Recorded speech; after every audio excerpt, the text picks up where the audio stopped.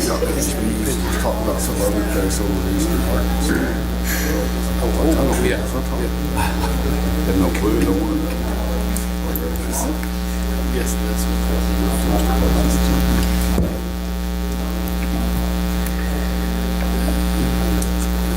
That's it.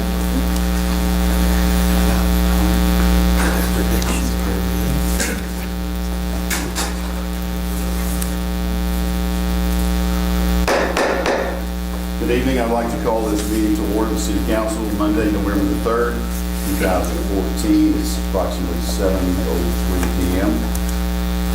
And Treasurer, City Clerk, Bill Harris, would you call the roll, please? A.C. Brown. Here. Lee Johnson. Here. Rod Powell. Here. Jim Gossett is absent. Tim Terry. Here. Lance Terry. Here. There's a quorum. Thank you. If you please rise and join me with our prayer from Reverend Corey Kinslow and pledge allegiance from Police Chief Will Dawson. Lord, thank you for this day. We thank you for the opportunity to come together as a city today. We ask that you would help the leaders of the city, that you would give them guidance, help them, dear Lord, to have wisdom and to reach to you for wisdom, dear Lord. Your word says that we can do all things through Christ, who strengthens us, not through ourselves and not of our own wisdom, so that we can use in our prayer. Pledge allegiance to the flag of the United States of America and to the republic for which it stands, one nation, under God, indivisible, with liberty and justice for all. You may be seated. This time, I'd like to ask for the approval of the minutes of the City Council meeting on October the 6th, 2014. Make a motion, we approve minutes. Second. Motion made and seconded. Mr. Brown. Yes. Dr. Johnson. Yes. Mr. Powell. Yes. Tim Terry. Yes. Lance Terry. Yes. Unanimous. Okay, thank you. We will go right into the committee reports, especially County Board of Girls Club, Mr. Kenny Sunday.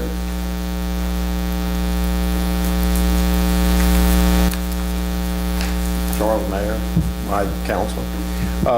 Everything is going great out there.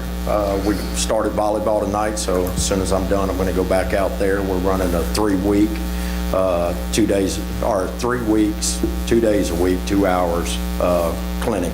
We charge the children $30. We got some high school volleyball players out there, and it's going real good. Every week it seems we break records. Next time I talk to y'all, we'll probably be over 200 a day, and after school we hit 186 Thursday. So we get more and more. We're doing basketball signups through the end of the week. Upwards is coming in with us, third on up. And so we're looking forward to that. We've had some teams from Spiro and Hackett call us to try to work them in also. We're going to see how our numbers are before we bring them, because we have limited space. So we're hoping all that goes. And if Arkansas beats LSU, I probably will not be here next month. So I'll be hiding for a little bit. But everything, we'll really appreciate everything y'all have done. And if you're ever around and need something to do or want to see something, come between 3:30 and 6. And doors are always open for everybody. And take a look at our after-school program. I think you'll really be amazed. I really believe coming in by next month, we will be about 205 kids a day. We have 265 kids that come weekly. Thank God they haven't all showed up at the same day yet, or we're in trouble, and our bus situation will probably be a little overwhelmed too. So if there's any questions, thank you. What are you doing in your spare time, Chief? What am I doing? I'm coming to city council meetings, and no, I mean, it's spare. Saturday mornings during soccer, I coach 2-, 3-, and 4-year-old teams, and like I said, you ever having a bad week, that is something to come and watch. We have a lot of parents that get involved with that, and it's great. It's one great thing. So, thank you. I haven't messed with you. You know, I've been there and done that. So you have no spare time. Yes. Thank you for what you do. Appreciate you. SRCA, I don't think Lisa's here this evening. Anybody from, nope. On to Parks Commission, Mr. Goldstein.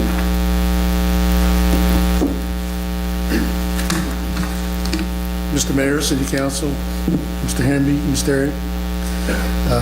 First, I'd like to say thank you to the City of Greenwood on behalf of the Parks Commission and volunteers for a fantastic trick-or-treat on the trail.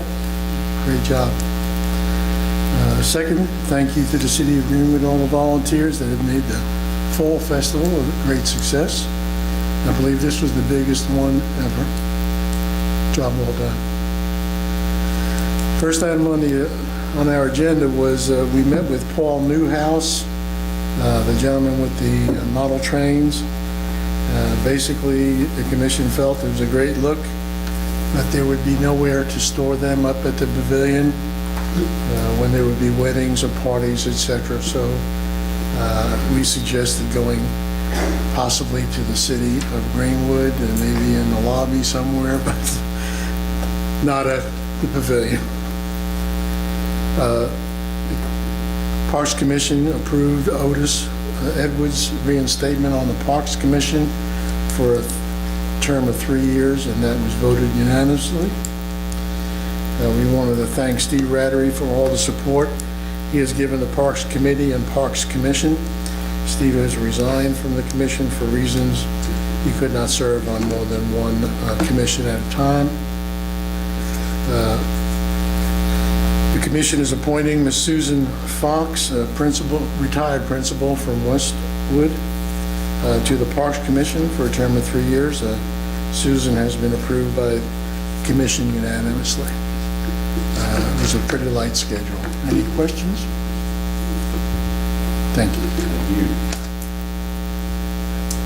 Gary Grimes Consulting. Michael, you can speak on behalf.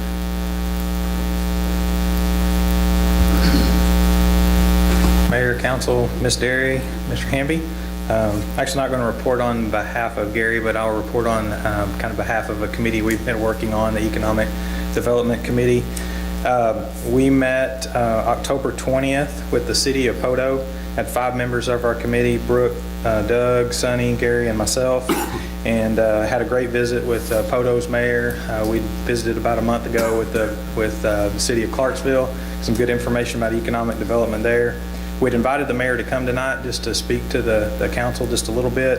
He sent me an email just a few minutes before I left the office, and it's a really nice email, and I'd like to read it to you guys real quick. I will not be able to make the meeting tonight. We had some bid openings to award for expanding a street in our industrial park. More infrastructure, more opportunity. That is what your leaders need to understand. It takes money and a commitment to creating jobs and opportunity within Greenwood.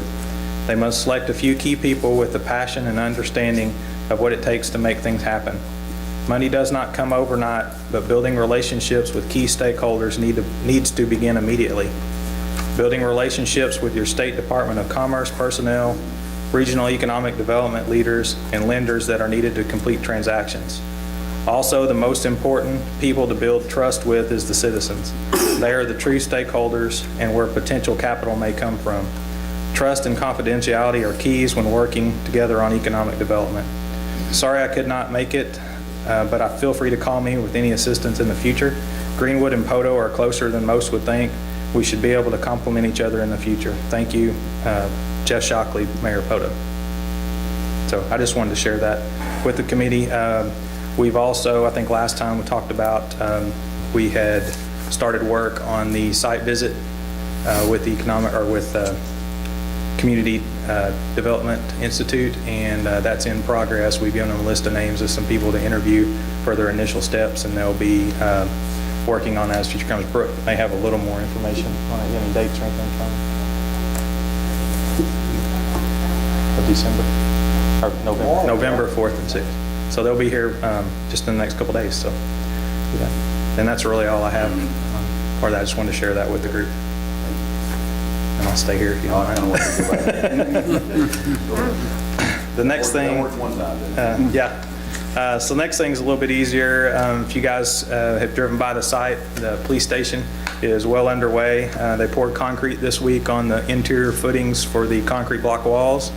They're beginning foundation work for the remainder or the additional 5,000 square foot of the building.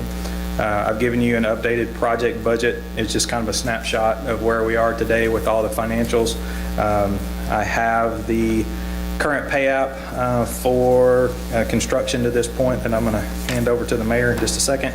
But that puts us up to that total cost to date of $116,330 so far that we've spent on the building project. So that's where we are with that. I think that's about 5% complete in the overall cost. So do you have any specific questions about the construction? And hopefully the weather holds out throughout the winter. I mean, we're expecting a little rain this week, may slow them down. Once we get the footings and slab out of the ground, everything will go smooth from that point on. They're leaving a portion of the parking lot intact until the end of the project, so they've got a nice clean area to work off of instead of working out of the mud during that time of year. So they've kind of planned for that in their workaround. And that's all I have. Thank you very much. Thank you, Michael. Thanks, sir.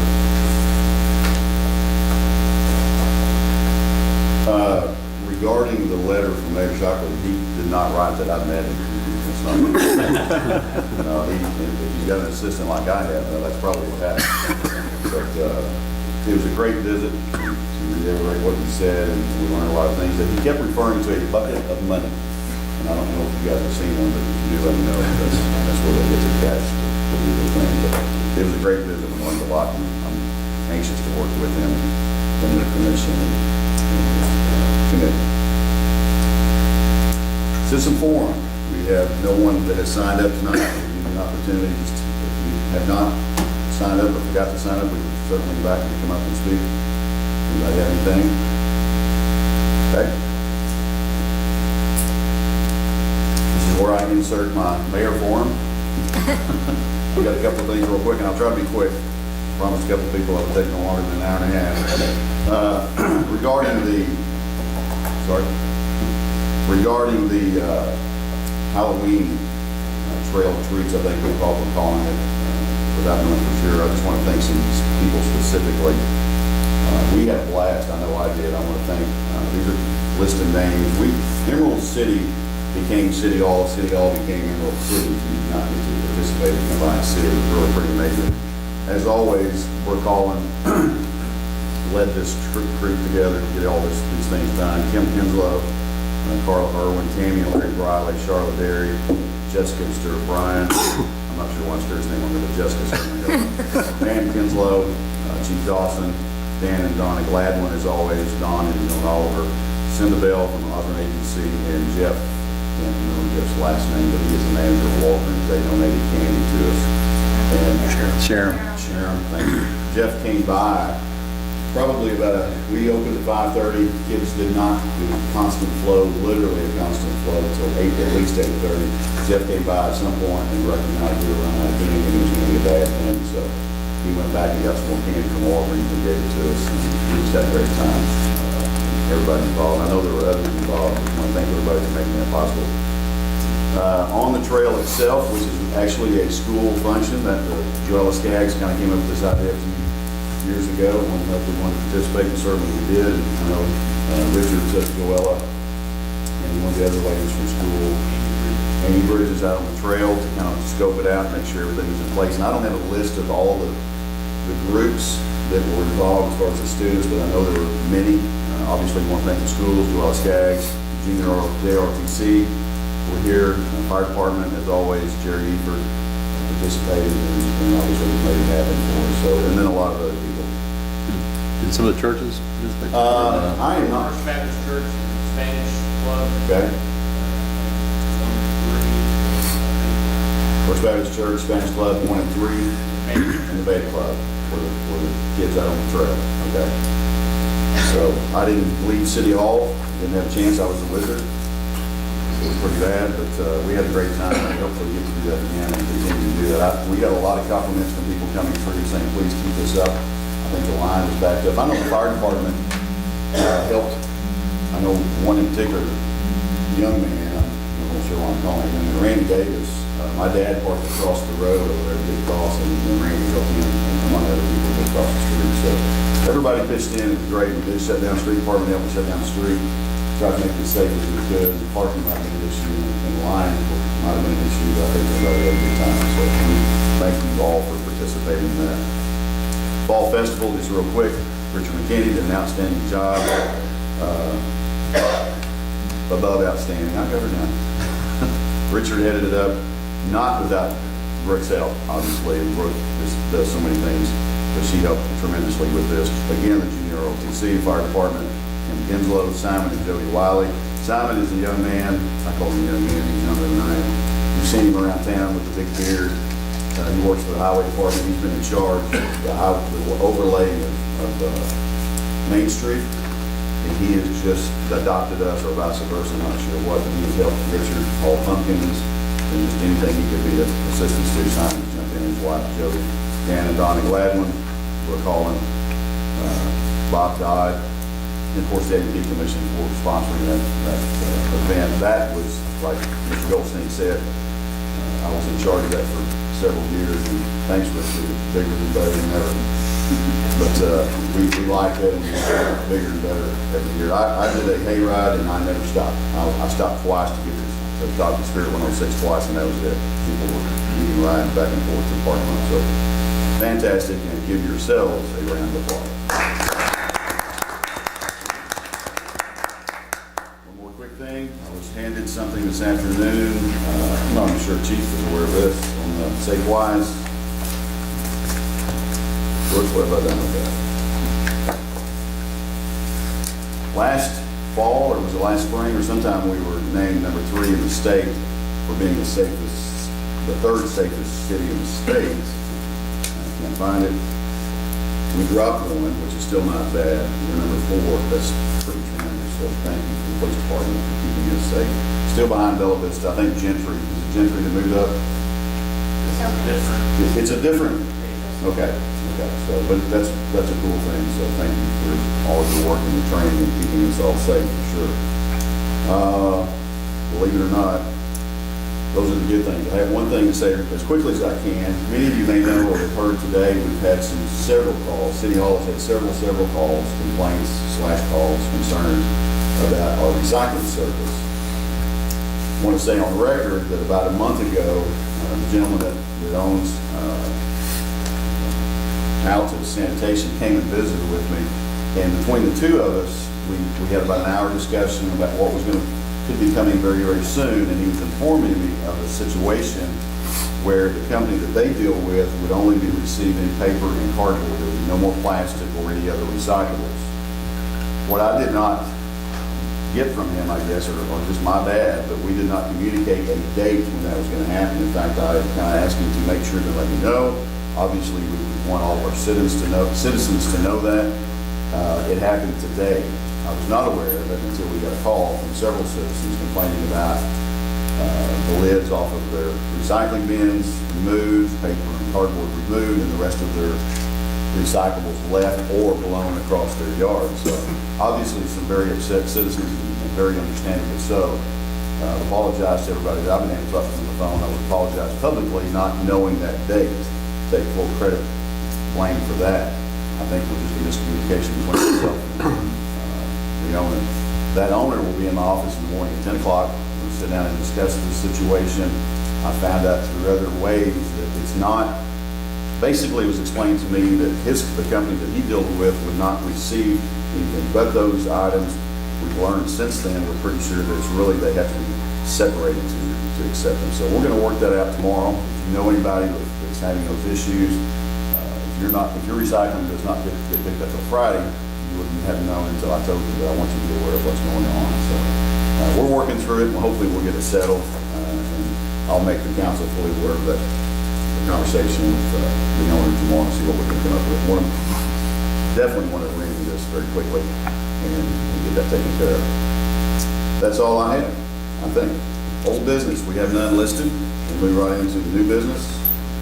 Police department. I am very sorry. I was so bound and determined to run right down the agenda and not do it.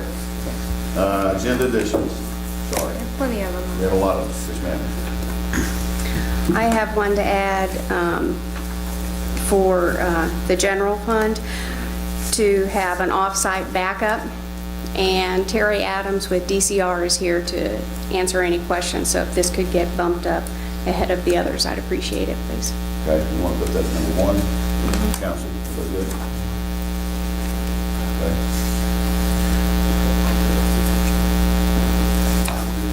Chief? I have 3 resolutions, some reference to money that's come back in on grants. Usually focus all on one, is that acceptable? Separate agenda items, okay, 6, 7, 8, police, finance.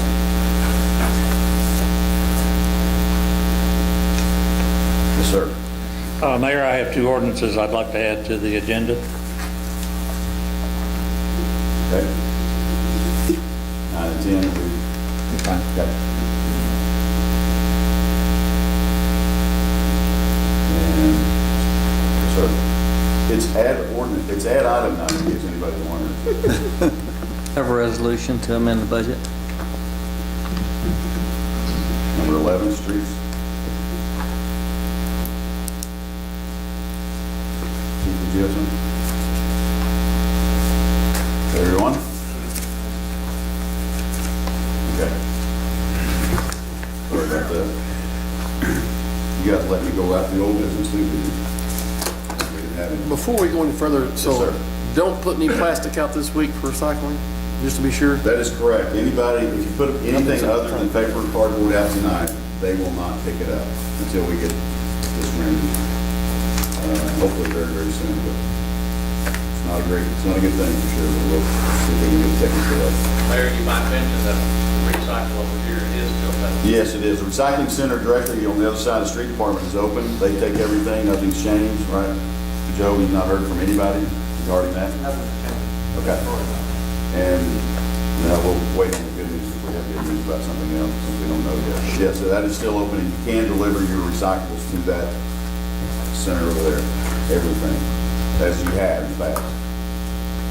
Thank you for reminding me. Where does that county take their recyclables then? They, from what I understand, the same place, which is a very interesting situation. I see. That's why we're meeting at 10 o'clock in the morning. Does anybody remember what the contractual obligation is? Yes, have it right here. Because I'd be curious to know. It's a very simple, would you like for me to read just that part? Well, I was going to wait till the council Okay. forum, but We- as long as we're in it. It's very short. Contract is here in front of me. The recycling will be collected once a week. Contractor shall be responsible for distributing recycling bins to customers at their request. Bins can be picked up Monday through Friday, 8 to 5. Bins will be provided by contractor and paid for by the city. Contractor shall be responsible to advertise and promote the recycling program on a weekly basis until at least 50% participation of all sanitation users within the city limits of the city of Greenwood has been attained. That's it. Now, I have a list of items to be recycled, which is probably as important as what I just read. It did not change. It is exactly the same. I was informed today, Dan's assistant is the one that kind of supplied this for us. The only thing that changed when that contract was changed from to Altus was the name at the top of it, and the items that are to be picked up are all the same. All items can be mixed in container. So it's pretty, that's not part of the contract, Mike, I guess, is that safe to say? Or, because it wasn't listed as a addendum or anything. I would believe it would be an implied portion of the contract, and we can hold their feet to the fire on those items. Okay. What, can you read out those items? Yes, absolutely. Do you need the route or anything, just the items? Just the items. Following is a list of what can be recycled: newspapers and magazines, aluminum cans, tin cans, plastic, cardboard, parentheses, broken down. What's the term on that contract, Mike? We have, we looked earlier, 2017. 17. Is there an out in it? if I remember, Mike, I'm gonna hand this to you because I've got several If I copies. recall correctly, is if we have a problem, we have to notify them writing what it is and they have so many days to cure. I believe 30 days, yeah. So I mean, you can meet with the guy all you want, but that's not notifying in writing. I think the way to approach it is notifying in writing and say, maybe do that through Mike, or you can say, hey, it's our understanding that your contractual obligation is to recycle the list of things, and then you have, that's it, that's their notification. They can either rectify it or not. It's indeed not our problem that whoever he deals with takes it split up or not. That's, yeah, Correct. I agree. The reason I'm meeting with him is I wanted to talk to him a little bit face to face. The other thing there in that contract is I don't think we're at 50%. Do we know where we are with recycling? I do not. And do we know about any advertising? Has anybody seen any It's advertising? usually in the paper, I think. We'll have I have something seen some. Regularly? I don't know if it's regularly, but I've seen it. I don't know if it's Weekly? regularly. I've seen it. The contract requires weekly. I don't know that we know that at this point. Just some points, just curious. Sure. So regardless of who the trash provider is, what's happened is the people that they send the recycling to have changed their policy. That's correct. Now, unfortunately or unfortunately, however you want to look at it, they're still obligated to pick up all recycling from the people per the contract. And he may come up with a suggestion that he offers more, I guess we're purchasing them by contract. He is to distribute, which I'm not sure that's happening either, but, that they offer separate containers to do that. Which to be honest with you, I was kind of the impression that's how Fort Smith does it, but they do not. Gentleman here from Fort Smith, we talked to this afternoon, and they do not do that. They actually make some, we're gonna be talking to Fort Smith and several, I'm making a lot of phone calls today or tomorrow, and finding out some of those things. Mike, is phone calls and talking in person the same as notifying in writing?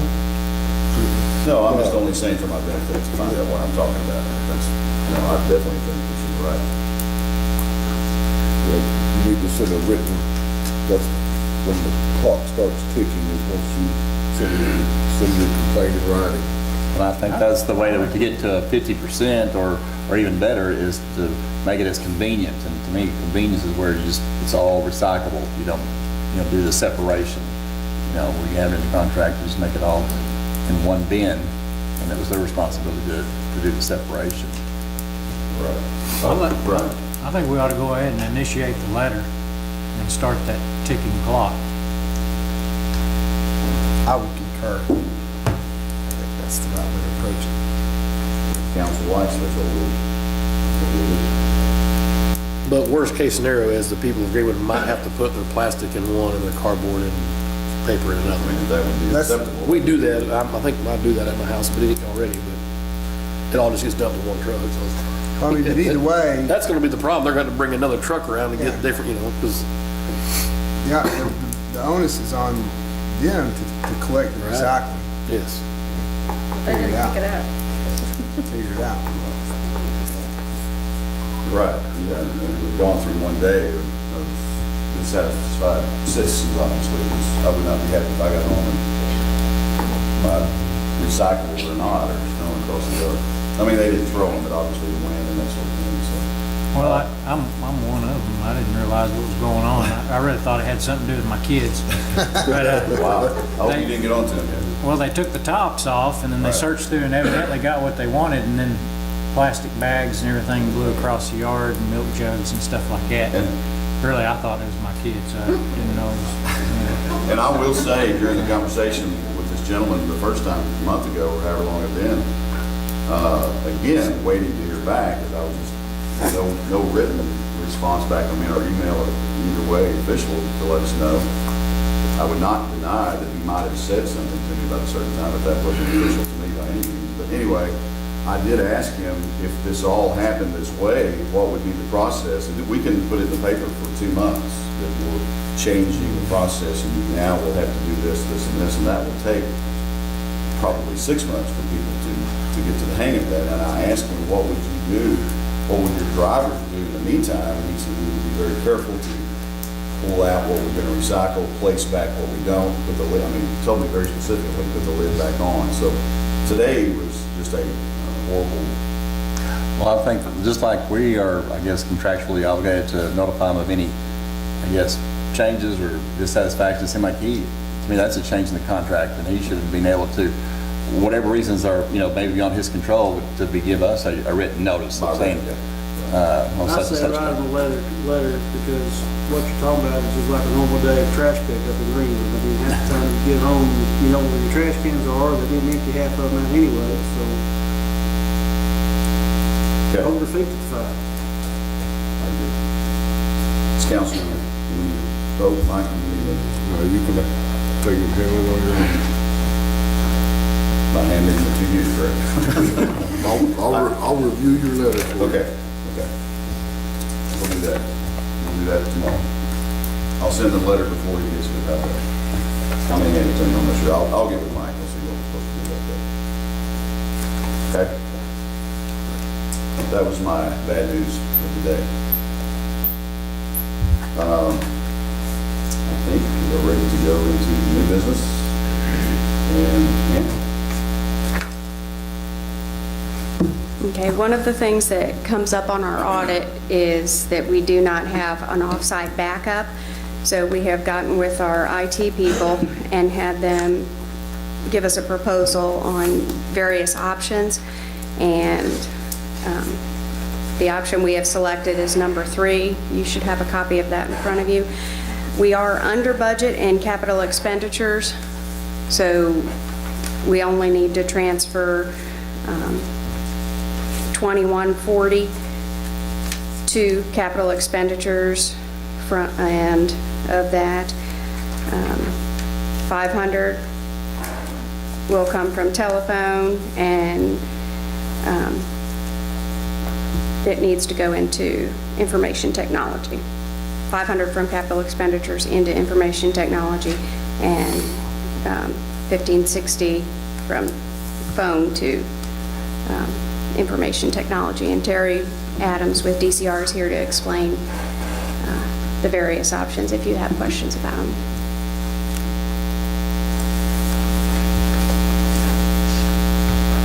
So y'all already picked what you want?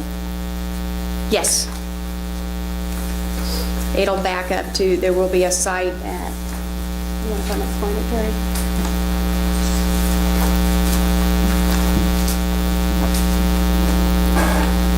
What was the question, sir? No, I'm just making sure they pick what they want. I mean, you know what they need better than I do, so I'm just saying, I'll make a motion to approve the resolution. This solution involves, right now, you're backing up to a hard drive here in the data center, which is not really what we're meant, and that's the whole off-site thing. Can't get that off-site without unplugging this box and carrying it with you.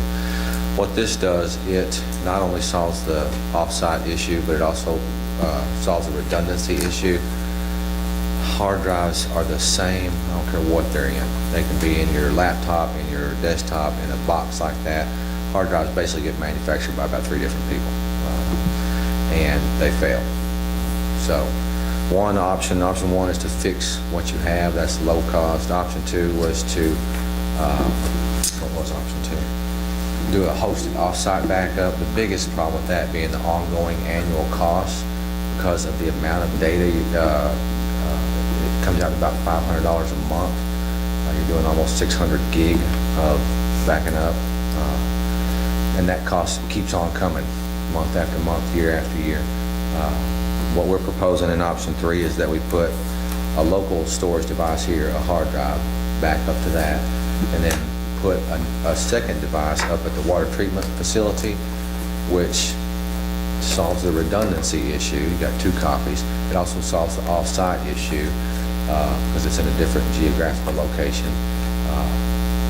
and it kind of takes the human element out of it because there's no tapes to put in, no tapes to remember to rotate, no tapes to put in your purse pocket or whatever, and take off-site. It's moved off-site automatically. The backup's run automatically. Solves a lot of the issues. There is a higher upfront cost to that solution because you have to buy the hardware and the software to do it up front, but then there are minimal ongoing annual costs, basically software maintenance, and we've recommended the addition of higher bandwidth internet service because moving that amount of data over the internet would be not recommended over the internet that you currently have at the city. Any questions? I'm guessing security and everything is, you got a good, clean bill of health on that, your Yes, company? well, we would do, actually, we're in the process of putting in a new router here, which is going to improve security great, and we'll move that data over a VPN between the two locations. When you say that we need a higher, I don't know, bandwidth or processing, you know, I know that there was been an issue with the police department and the backing up of the taser equipment. Are y'all talking together to see, you know, kind of how much, you know, kind of we need as a city as a whole, or? So there'd be there's two separate things there. Correct. Okay. City has their own internet service, the city has theirs, and the water treatment facility has their own as well. Both of those being on Cox cable internet, and the city still being on the CenturyTel DSL circuit. And so to get that higher speed, is it best to go with Cox, or is it still, can CenturyTel still provide the necessary bandwidth? It's a matter of technology, and the easiest way to put it, the phone line and the coax cable, they're just different size pipes, and no matter how bad you want to push more data through the little pipe, it's just not going to go. You're talking about a lot of data here, so there is, CenturyTel cannot match the speeds of a cable provider, just like a satellite provider could not match the speeds of a cable provider. About the only thing in this area that would be faster than that would be to dig a trench and lay some fiber optic cable. I second Lance's motion. Motion. I made a motion. Second.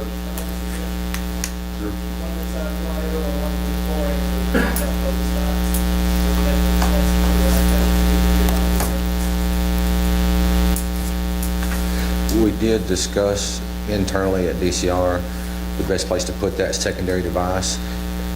For us, as far as the technicalities of it, it doesn't matter. All we need is an internet connection.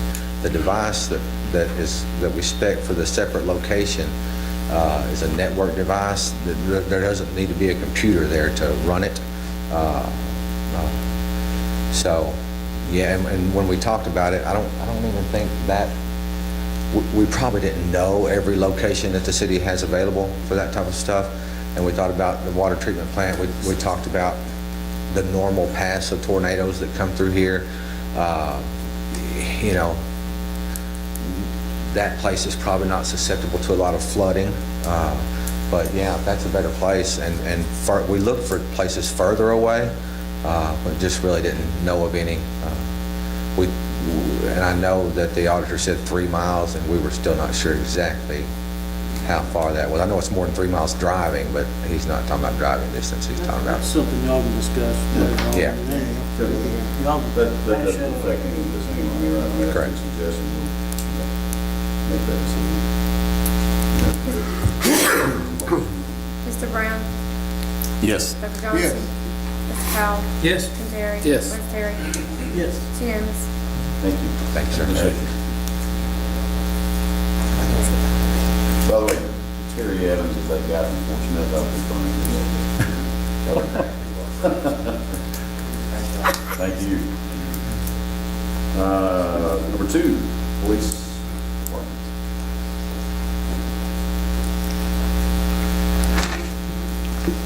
The issue is about the geese at Jack Nolan. Wade Dunn called me about trying to obtain a deprivation permit, which would be through the USDA because geese are a federally protected bird, and obviously there's issues with hunting them and how many you can take and this and that.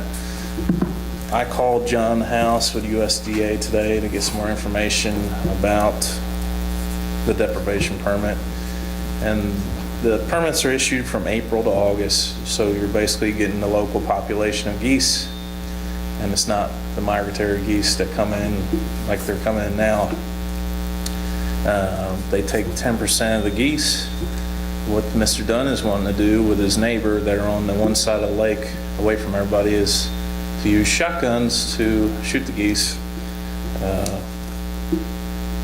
I again don't think that's a good idea, but USDA will issue that permit, of course, with the city having ordinances that won't allow that in city limits. He would be coming here to ask for your blessing. I'm just going to tell you the specifics today about what takes place with that. There has to be a damage assessment that the USDA comes out and does to see if it even warrants one of these deprivation permits. They do a count of the population and give you a number that you're allowed to take. But speaking to him today, he also mentioned a couple other things you can do, and that's go into the nest and take the eggs is one thing. Another thing is to oil the eggs. That does something I'm not sure of, but obviously has an effect on the population. He was wanting you guys to allow him to do this, and I spoke to Game and Fish today. The local office isn't in support of him doing it the way he wants to do it with the shooting of geese. I'm not so sure. I'm thrilled about the shooting of geese on Jack Nolan with the population that's out there.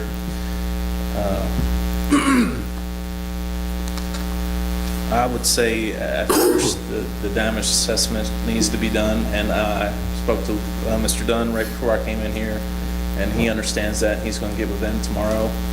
I've looked at several cities that have an ordinance against feeding waterfowl. That's probably the biggest problem that started this is feeding them and keeping them here. If they're used to that, people to feed them. There is a concern with if the population out there is to the point that the droppings are all over these people's yards. It is a health concern. There's a lot of diseases that can be passed if that is happening. And I believe that's probably what will be covered in the damage assessment to see if that's taking place. So for right now, I just want to let you guys know, I was hoping to have an ordinance tonight, but today that didn't allow me to finish it, is to try to get the ordinance for you guys to look at. If you're in favor of that and even completing it, that would stop the feeding of waterfowl. This hopefully would be somewhat of a deterrent for them to stay here, is the food. And he told me tonight that he believes there's a local population of at least 400 geese out there. I don't see it driving out there, but I told him he's the one who lives there. It's his nightmare, not mine. Those are things that need to be done, a count and the damage assessment. And if you're in favor of a ordinance that would disallow the feeding of waterfowl out there to hopefully curb the amount of geese that stay here throughout the year, then I will keep trucking on that ordinance. If that's something you don't think will help or that you wouldn't approve of, then certainly I'm not going to waste any more time on it. I think you got to do the ordinance. I mean, the geese are a problem out there, man. I mean, I don't know to what degree. You know, I think having somebody come and do a damage assessment, give us some more concrete idea of what the damage is, especially on his side of the lake. This is a lot of geese. Now, 400, I don't know. It's a lot. I have to stop my car regularly to let them get out of the road.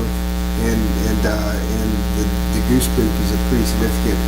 Even y'all run in that neighborhood a lot, run out there around the lake, and there's a lot of, especially certain times of the year, just that whole neighborhood over there gets littered with goose poop. You see it in people's yards. And, I don't know how you solve it, but anything we can do to try to help it, I think it's a reasonable thing. Well, one thing that Game Fish did mention is that they try to leave a buffer zone, and what area is theirs along, the edge of the water. I don't know how far that goes on the people's property, but there's a buffer zone that they would like to keep there. And that's not something people like to do. They like to keep their yard manicured all the way out to the water, which takes away that buffer zone and the higher weeds that deter the geese from coming into the yard. So I would suggest that to anybody who lives out there. First off, Game and Fish wants you to keep that buffer zone, and they say that will help. But certainly feeding, I mean, one neighbor might feed and one doesn't, but both of them are going to have the issue. Are you saying that we also in the ordinance to pass the thing about feeding the geese, or you're saying that that's already in place, and they No, just may that's- not know about it. That'd be the ordinance I'm working on. I've looked at a couple different ones, and some of them ban it altogether, and then some of them just ban it in city parks. And cities apparently have problems in city parks. But our issue here is on people's property that are feeding, that apparently some people don't mind the droppings in their yard, but that has effect on the whole lake there and everybody's property. And, I mean, there is a big health concern in the droppings and disease that are passed. If it's, that big of droppings that are in the yard. How's Game and Fish enforce the buffer? Well, I spoke to Michael Gray today, who passed along to me that the Game and Fish was totally against the shooting of the geese, that way. But he basically said they're mowing down our buffer zone, our property, and didn't have an answer for what the solution was to stop that. And I don't know if Sonny knows how much of that property is Game and Fish and what properties, where that line. Can we address that in the ordinance and have them stop messing up the buffer We zone? can't write policy for the Game and Fish Commission at the city of Greenwood. That's their job to, if they want the Greenwood Police to go out and try to enforce their laws for them, and which they should just go out there and do it themselves. That's, Yeah, I don't think it's 30 feet. Why And didn't Michael fish out of Gray? my house, and they. Michael Gray's got arresting power and right, power to absolutely. write tickets. Why hadn't he done it? So what's Well, that's if something I they can don't talk to want him people about. shooting? If you can really get these depredation, that's a hard word for me. If you can really get a depredation permit, then the idea is that if you get that permit, you can predate the geese. Correct? I mean, that's the idea. You ask for the permit, and then you get rid of the geese. If they don't like the idea of shooting the geese, what is their logical way of getting rid of the geese? I mean, somebody somewhere, they come out, they make an assessment, they say, yeah, you got a geese problem, here's your permit to go get rid of the geese. Is that the idea? Right, once what they is do this their- damage assessment, and yes. If you get the and then they- permit, then what are the ways they're getting rid of the geese in other places? Are they capturing them and relocating them? Or? They do that. There's, like I said, there's a couple different things that they suggest, and he certainly suggested these other things before you go shooting, and that would be the oiling of the nest. So or the Game just and Fish guy structure. was suggesting that in This addition to USDA Mr. guy Dunn. suggested that. That's also on Mr. Dunn's radar. Yes.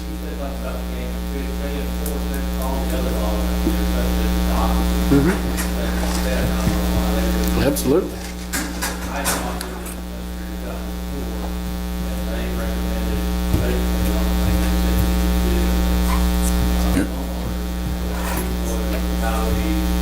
Or alligators.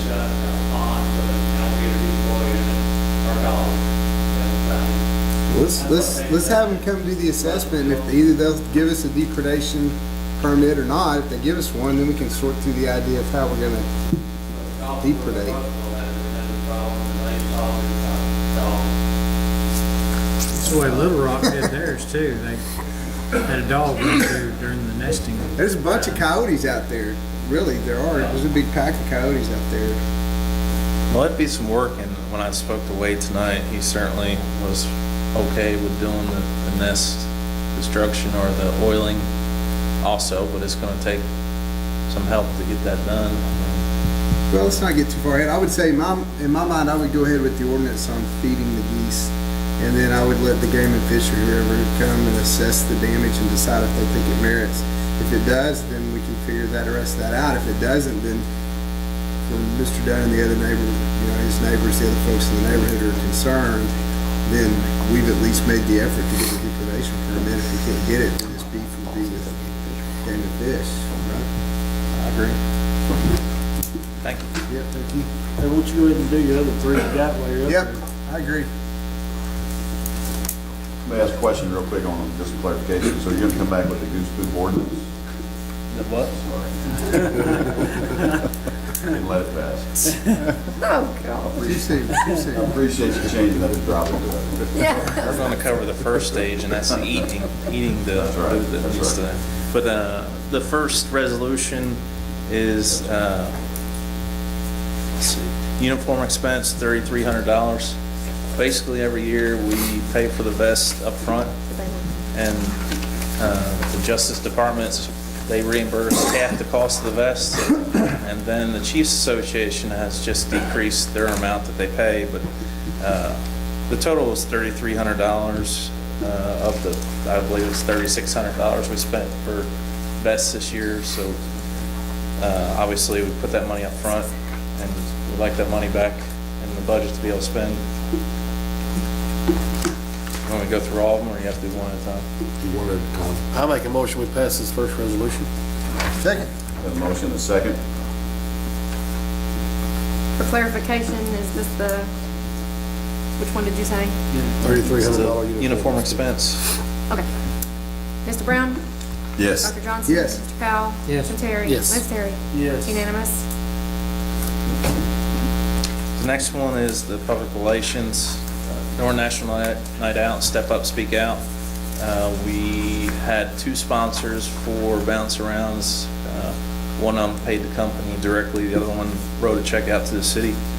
So the $200 is to put that money back in public relations that we spent on the Bounce Arounds that was sponsored by a company in Greenwood.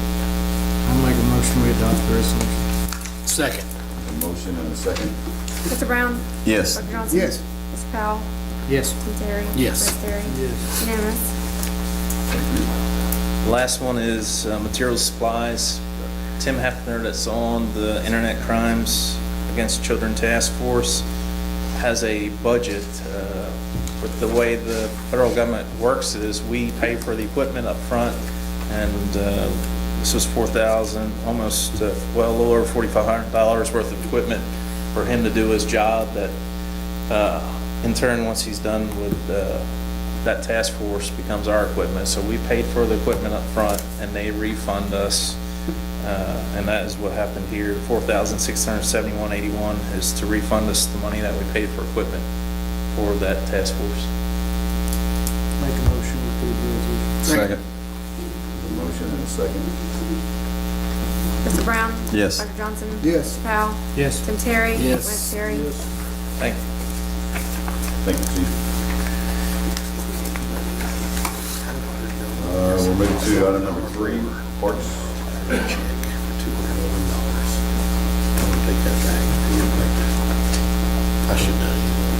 I'd like to ask that this item be removed from the agenda. We were thinking we didn't have enough money to get the repairs done to a dump truck, and Ann was able to find some through savings, through insurance and things like that. We'll handle that within the Parks Commission. Thank you. Item number 4. Mr. Councilman. I think I brought this up last meeting. It was about the commercial guidelines, with the clarification of those space of the hydrants. We got a few documents, so I mean, Charlie had kind of helped me with this, but I mean, we just need to clear it up, because I know that we talked about it, and that it was supposed to be over 300 feet on the commercial side, and I know some of these minutes we have, it talks about it, but it was kind of misconstrued as it being in the residential, which it wasn't supposed to be. It's supposed to be in the commercial side of it, and I just want to get it cleared up. There's not really, I don't know if we just got a couple different, like even from the planning commission, we got a couple of minutes here where it was, supposed to be a good document, so I'm just trying to get it cleaned up. Lance, if you'll notice in my packet, the 2 ordinances that I've got on the agenda tonight, one of them is an ordinance amending 1310, and that it clarifies the 300 foot, and it also puts in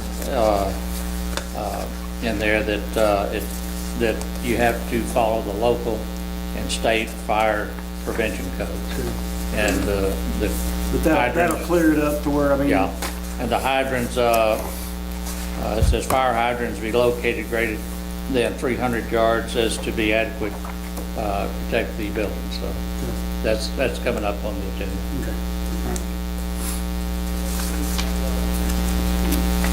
Okay. It says, What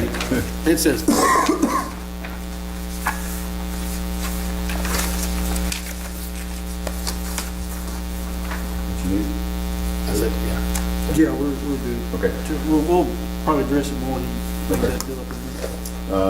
number to the right, I think, number 8, item number 8, finance. Where would the pension plan deal? It's actually item Let's remember his. the amendment to the employee pension plan. Well, that's the number I'm on, I mean, that's what I'm on. I was being told it's now number 8. Well, since we went out of order, Yes. whatever, okay, yeah. Only because I was told that. The IRS has informed us we need to amend our pension plan, amending section 2.27, which is defining spouse.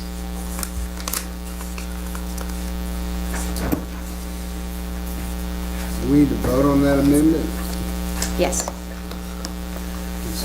Is this something that's required by the IRS? By the IRS. Yes. It has to happen before December 31st of Is that just a vote? That's not a motion and a second. is it? Yes. You need a motion and a I'll make a second. motion, we amend the employee's pension plan per IRS code.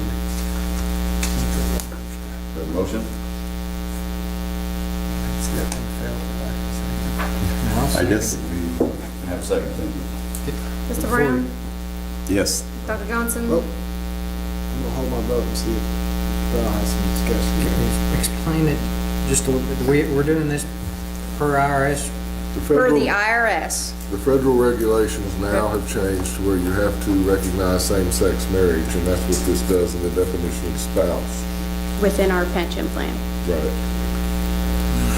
And since our pension plan is federally, I guess, or whatever, regulated, we have to comply with that. So this will give Joe's significant other spousal rights? I find it interesting that they civil union and registered domestic are not, but you got to be married to be a spouse. Okay. I'm fine. Okay. I'll vote yes. Yes. Mr. Powell? Yeah. Yes. Tim Terry?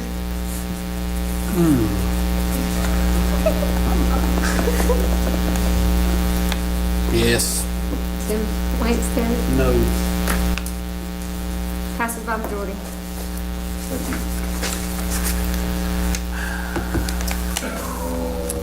Now, is the minutes, is that something we have to approve tonight, or? I think those are just for Charlotte.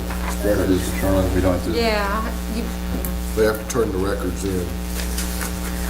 Not anything you have to act on. Okay. I'm afraid to say, I think it's number 9.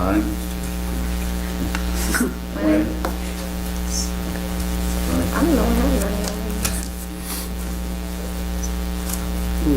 Mayor, Council, Mr. Derry, first ordinance that I'd like to present to you is an ordinance to adopt the 2014 Arkansas Energy Code. From time to time, they change the code for building inspection to provide minimum energy standards for construction of new buildings. This is the newest one, and I'd like to present this to be approved with the emergency clause. This ordinance that you see in front of you is basically a fill-in ordinance that they send us.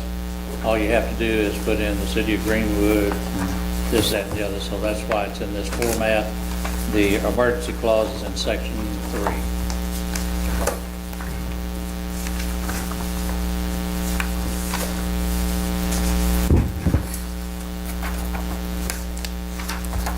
Assuming this has nothing to do with same-sex. Oh, my goodness. No. And Joe's appreciates it.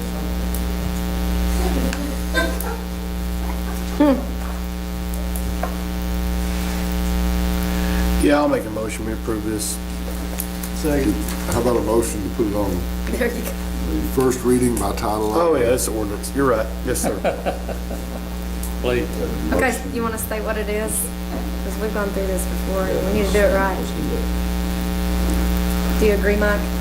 Yeah, put the 2014 Arkansas Energy Code adoption on first reading by title only. Okay, yeah. And who's second? I'll second. I think Lance seconded it, didn't Yes. you? Okay, we got that. Mr. Brown? Yes. Dr. Johnson? Yes. Mr. Powell? Yes. Tim Terry? Yes. Lance Terry? Yes.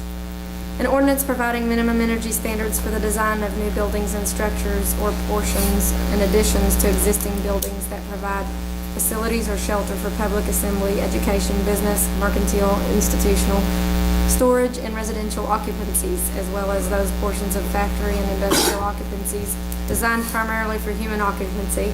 By regulation, their exterior envelopes and the selection of the HVAC service, water heating, electrical distribution, and illuminating systems and equipment for effective use of energy. And that was a unanimous vote. I think that was not the right one, was it? Are we not doing the energy code? Yeah. No, I thought we were doing the energy code. I'm sorry. I was Energy wrong. code, change your I thought we vote. were doing commercial. Yeah. Yeah, I guess so. You want to go on record on voting? I I make a realized that one was motion, by emergency guidelines. I make a motion, we suspend the rules and waive second, third readings. Second. Motion made and second. Mr. Brown? I think yes, no, yes. Dr. Johnson? Yes. Mr. Powell? Yes. Tim Terry? Yes. Lance Terry? It's unanimous. Thank you. I maybe that we do the emergency clause? Adoption. Maybe we adopt the emergency clause? Adopt the ordinance. Adopt the ordinance. Adopt the ordinance. Second. We have a motion and a second to adopt the ordinance. Mr. Brown? Yes. Dr. Johnson? Yes. Mr. Powell? Yes. Tim Terry? Yes. Lance Terry? Unanimous. Motion we enact the emergency clause. Second. Motion made and seconded to enact the emergency clause.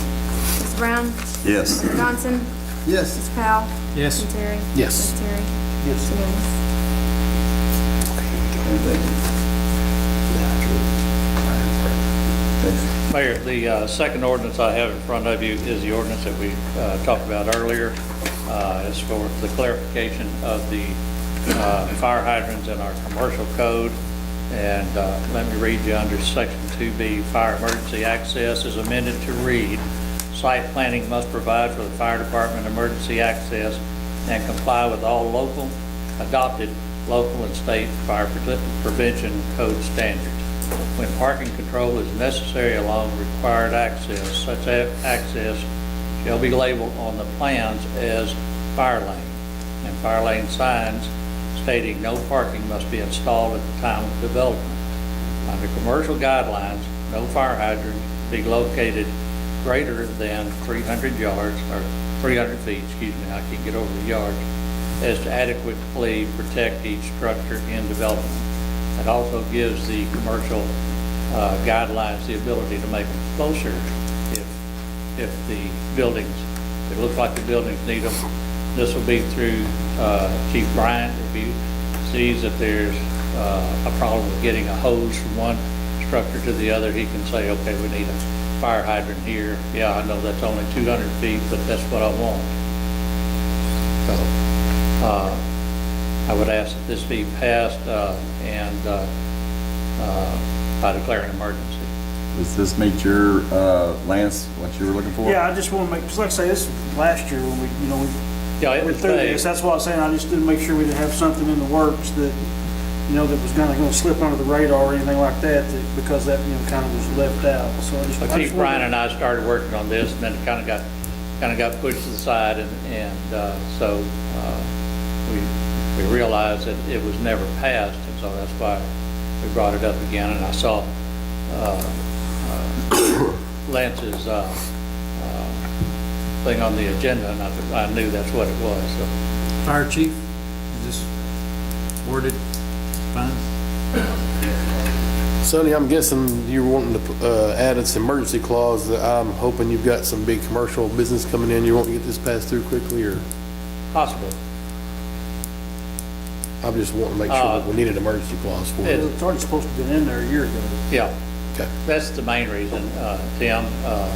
We do have some things on the horizon, but I don't know that it would, the 300 foot is going to be a situation.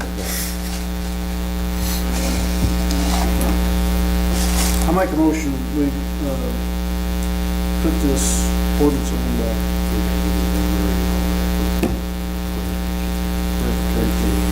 number 1316, commercial design. title only, I guess is the way you do that.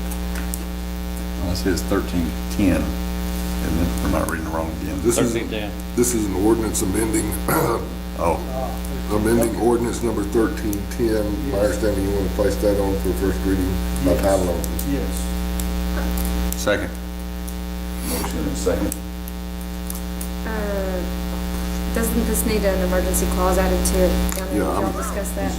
We can, if they can act on it, I'm gonna give you this. Okay. Then I'm gonna let you put the Sorry. emergency clause on it before we sign it. Okay, who seconded? AC. Lacy. All right, gotcha, thank you.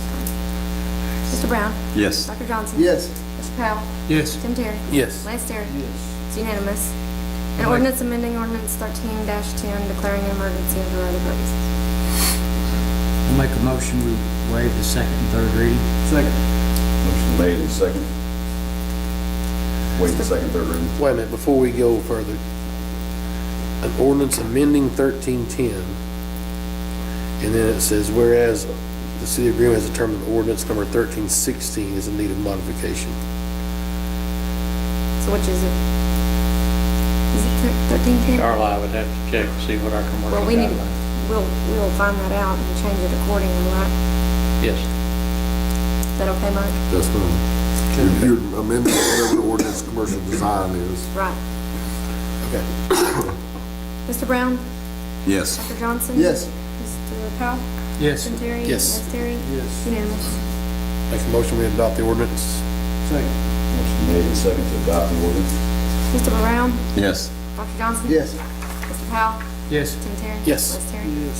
It's unanimous. Motion that we enact emergency clause. Second. Motion made and second to enact emergency clause.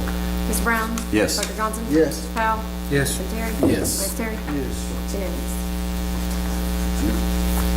Make a motion, we let Sonny give his planning department report now. He's standing there, and then we can let Joe get up and do his street thing, and give the street department report. How about that? That'd be okay? Just happen to have it in front of us. That's a good plan. Does it need a motion? Nah, Okay. Keep up the good work there. Council, you've got in front of you a copy of our monthly report from Animal Control Code Enforcement. Joseph had 56 animal control calls for the month. He transported 6 animals to the local vet, 3 he transported to the Sebastian County. He was busy picking up dead animals and also reuniting some lost and stray animals back with the owners. Dr. Johnson, I know this is close to you. He's finally got in contact with Mr. Patrick Maxwell, and he's with Specialized Loan Servicing about the property located at the corner of Ashbury and Deerwood. Mr. Maxwell told him that he has issued bid requests for the repair of the privacy fence. Joseph knows that he's needs to continue to follow up because these people change overnight, but he's going to follow up for the process and report to me with any updates, and then I'll report to you. We've had 4 properties turned over to Mr. Hamby to file for liens and 3 properties for demolition. This month in the planning department, we had 7 construction permits issued for the month of October. Construction values for the permits is $1.5 million. 25 inspections were completed in July, and I might mention that one of the permits, one of the houses was a little over $1 million. Planning Commission met last month and approved the variance for the position of a garage and relocation of the drive located at 134 North Main Street. Are there any questions?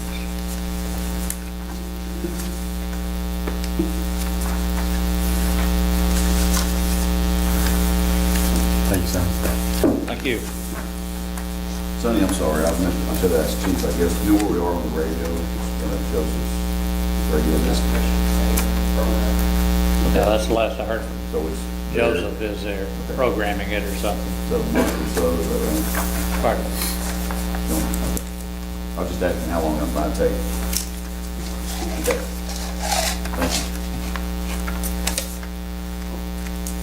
Thank you. Joe? Mayor, Council, Mr. Derry, Mr. Hamby. You have in front of you a resolution to amend the budget, 2014 budget, line item 65405, maintenance and repair building. I'll make a motion to approve this resolution. I'll second that motion. A motion and a second to approve the resolution. Mr. Brown? Yes. Dr. Johnson? Yes. Mr. Powell? Yes. Tim Terry? Yes. Lynn Terry? It's unanimous. Well, as you see, we've finally got our last easement signed for the sidewalk. We're a little over halfway done with it. Depending on weather tonight, tomorrow, hopefully by the end of the week, maybe get the biggest portion of it poured out. Working on drainage, just like every other week. Any questions? Hey, Joe? Yes, sir. I've never looked at the master sidewalk plan. Do we have a master sidewalk plan in our sure somewhere? I mean, I've never seen it. I haven't seen one. What would be the odds of, like, the top of Denver where that sidewalk, it stops there, taking it down to, I've had a couple of people that have asked me about taking the sidewalk from where it comes along. On Denver, there's a sidewalk on both sides, but taking it on Going up, east or west? going west, taking it over and being able to take it down to the Jones. to the trail. Okay. You know what I'm saying? Down to where it crosses Denver. Finishing out along Denver Street. Like I said, I've had a couple people ask me about why we couldn't do that, and I was like, well, I don't know why we couldn't, and just you know what I'm saying? I mean, because there's a lot of people walk, and when they walk up Denver, they can't, you know, you either have to get on the road, that blind hill right there by Ed's house, and then you top over, being able to come down either side. I know probably if you're going west, the right side would be impossible because Because of the incline. right, but. Then the south side It's is just going to a be, thought. we I can mean- look at it and see, you know, as far as expense and, I'm sure it's not gonna be easy, I mean, No. I know that, And then- I guess I'll tie into that too. I've heard some or residents easements. over there on Denver Have Street. gain easements on. and- right. Well, I've heard some residents over there on Denver Street too complain about that. They said in the afternoon with the kids walking and stuff, they have no place to either get in the ditch or. Right, it's really, I mean, I just, like I said, something I might check into, I mean, I don't know what it'd take, because I know when you get down past, just past by Allface, you know, on the, I guess it'd be. How much is, On the left? Left, you know, that's decent walking area through there, but I Yes. thought maybe if we could figure out some way to, you know, we can just tie it right into the trail, and once they get to the trail, then they can go around, go under the bridge, do whatever they want to do. Because there's Because that sidewalk sidewalk from there stops on. right there, you know, so I mean, just trying to figure out some way to connect those. Sure. Well, and I'm happy to, you know, listen to any input that anybody's got. how much money's left in the sidewalk fund? I'm not over the sidewalk fund, I don't know. That's something. And you know, I want to say about $60,000. 60-some on. What, in next year's budget, why can't we budget this to tie in several places to the trail? You know, the other thing you could do is maybe look at my little Google Earth here. Where that road, you know, where you turn and you go down, there's that weird stop sign coming this direction. Could you go, Going back east. yeah, could you go left, if you're going west on Denver, before you go down, just past Ed's, there's that road to the left. Denver Circle. Yeah, could you go back in there and then just Well, sort you of, can, I know Oh, it no. drops off. You can, but when you get back there where we've ate that hill out, Yeah. it's, I mean, it's, You need an elevator to get There's down. no way you can wander down I or don't- you might be snake able to. down and get down to the trail that way. There is a road where you're talking about that goes through there that's going around. Well, That's that's at the, that's on the, yeah, that's, Down as you start coming down that hill, that's left and right, and the hill goes all the way back. actually touches There at Bob Walker. So it may It goes be back to easier- Bob, there, may the be road by easier Bob to- Walker. You know, you could do trail without having necessarily even do sidewalk. If you could just run a sidewalk on it. yeah, I was just trying, you know, figure out maybe some way Yeah, to tie some way that, to connect. that bridge, you know, you got the nice sidewalk on the bridge, and it comes over to the trail. It goes up to back- Jones and then just- cuts back. You could just, some way to make it, because it's amazing the people that walk up through there. I mean, a lot of people walk to work, that kind of stuff. I thought, well, And there's no shoulders there either. I know, but That's why I'm thinking if there's another way around. What were you gonna say, Chief? Not for that area, but we could make a request complaints for Center Street, foot traffic, you can't drive down Center Line. Foot traffic, of course, we had residents of the fire home, we did bills several years ago. But I'd say at least once a week, the last one of the sidewalk on Center Street. And that was approached, the state was approached on that because it is a state highway. We talked with the MDO about that, and they down here, they're aware of it. I was gonna say, could we even put sidewalk on that road without state's permission? No, without their permission. well, my deal on what I was thinking about, because I mean, all the trail systems right there, I mean, you got sidewalks coming up from Main Street, you got sidewalks on both sides of Denver, I mean, it goes down and hits the other trail, it goes above, it's, you know, it feeds you up to Bell Park, and it's kind of in a location there where it can really be utilized. There's several ways that we can take our existing sidewalks and connect them to trails and other neighborhoods, for example. On the sidewalk out on Main Street, it stops there by Valley Loop. And we turn, you know, walking, bring it on down to Valley Loop, and turn and walk through Valley Loop, and come up and all of a sudden in the middle.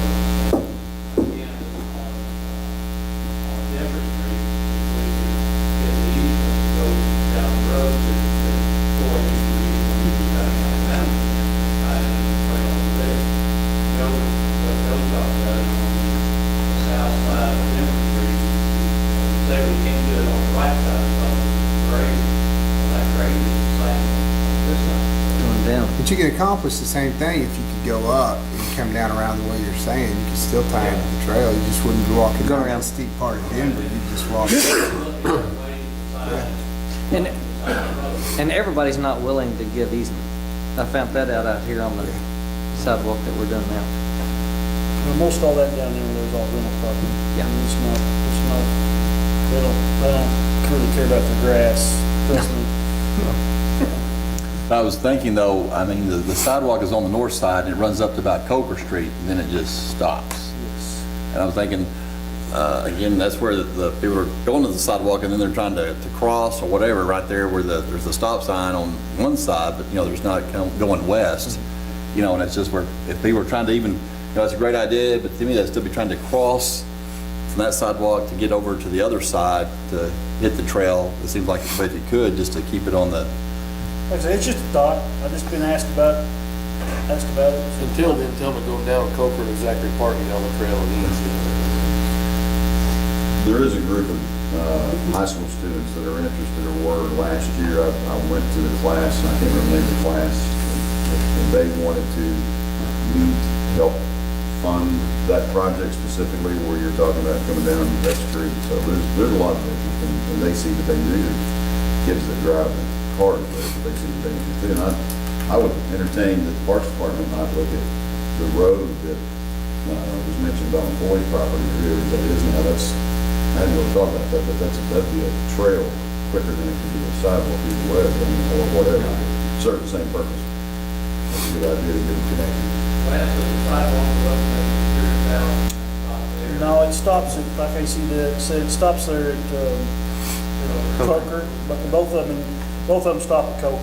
I know for sure it is, it's up several times, you want to see the sidewalk go, Right. all the way down Shell Street. They would just about have to cross right there at Denver Circle though. Yeah, I mean, I understand that, but I mean, I just haven't really had a lot of people inquire about it. And we can- I mean, it ain't gonna hurt to check into it.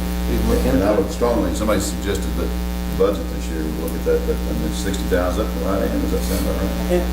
And like I say, where that road is, and I'm talking about that goes back to that shell pit, I mean, if it was nothing else but behind those houses, if there was a way to get an easement through there, you know what I'm saying? I mean, I know down that one spot, it gets kind of low, it's gotta cross that kind of creek there off. Yeah, that drainage. That drainage deal, but I mean, that'd be another good project for Eagle Scout, or something, you know, building a little bridge, but, I mean, there's different options. You didn't drain the sidewalk fund out here at Mount Hermon? Didn't what? You didn't drain the sidewalk fund out here at Mount Hermon? I didn't touch the sidewalk fund out there because we were saving it for Traffic North relief. Main, Traffic. remember? Which, Any more questions? Yes, sir. Master street plan says that we will take into account when we redo streets, shared cycling traffic with the motorized traffic. What is your plan on Main Street to adhere to that ordinance, which I'm We sworn looked to at it. uphold, and your boss is also sworn to uphold the local ordinances. So what is your plan on,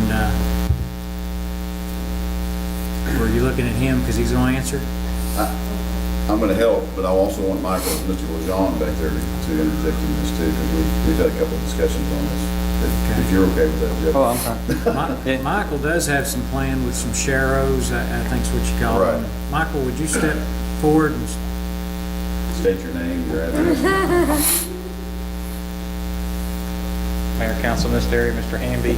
Yeah, Joe, we've talked about this a couple times. The mayor and I are involved on a regional trails committee that involves Portsmouth, Alma, Van Buren, Greenwood, and we've had probably 4 or 5 meetings so far, and it's amazing how much progress that our small city has made. You know, Fort Smith has a lot of trails, and they're in a process of revamping that entire process.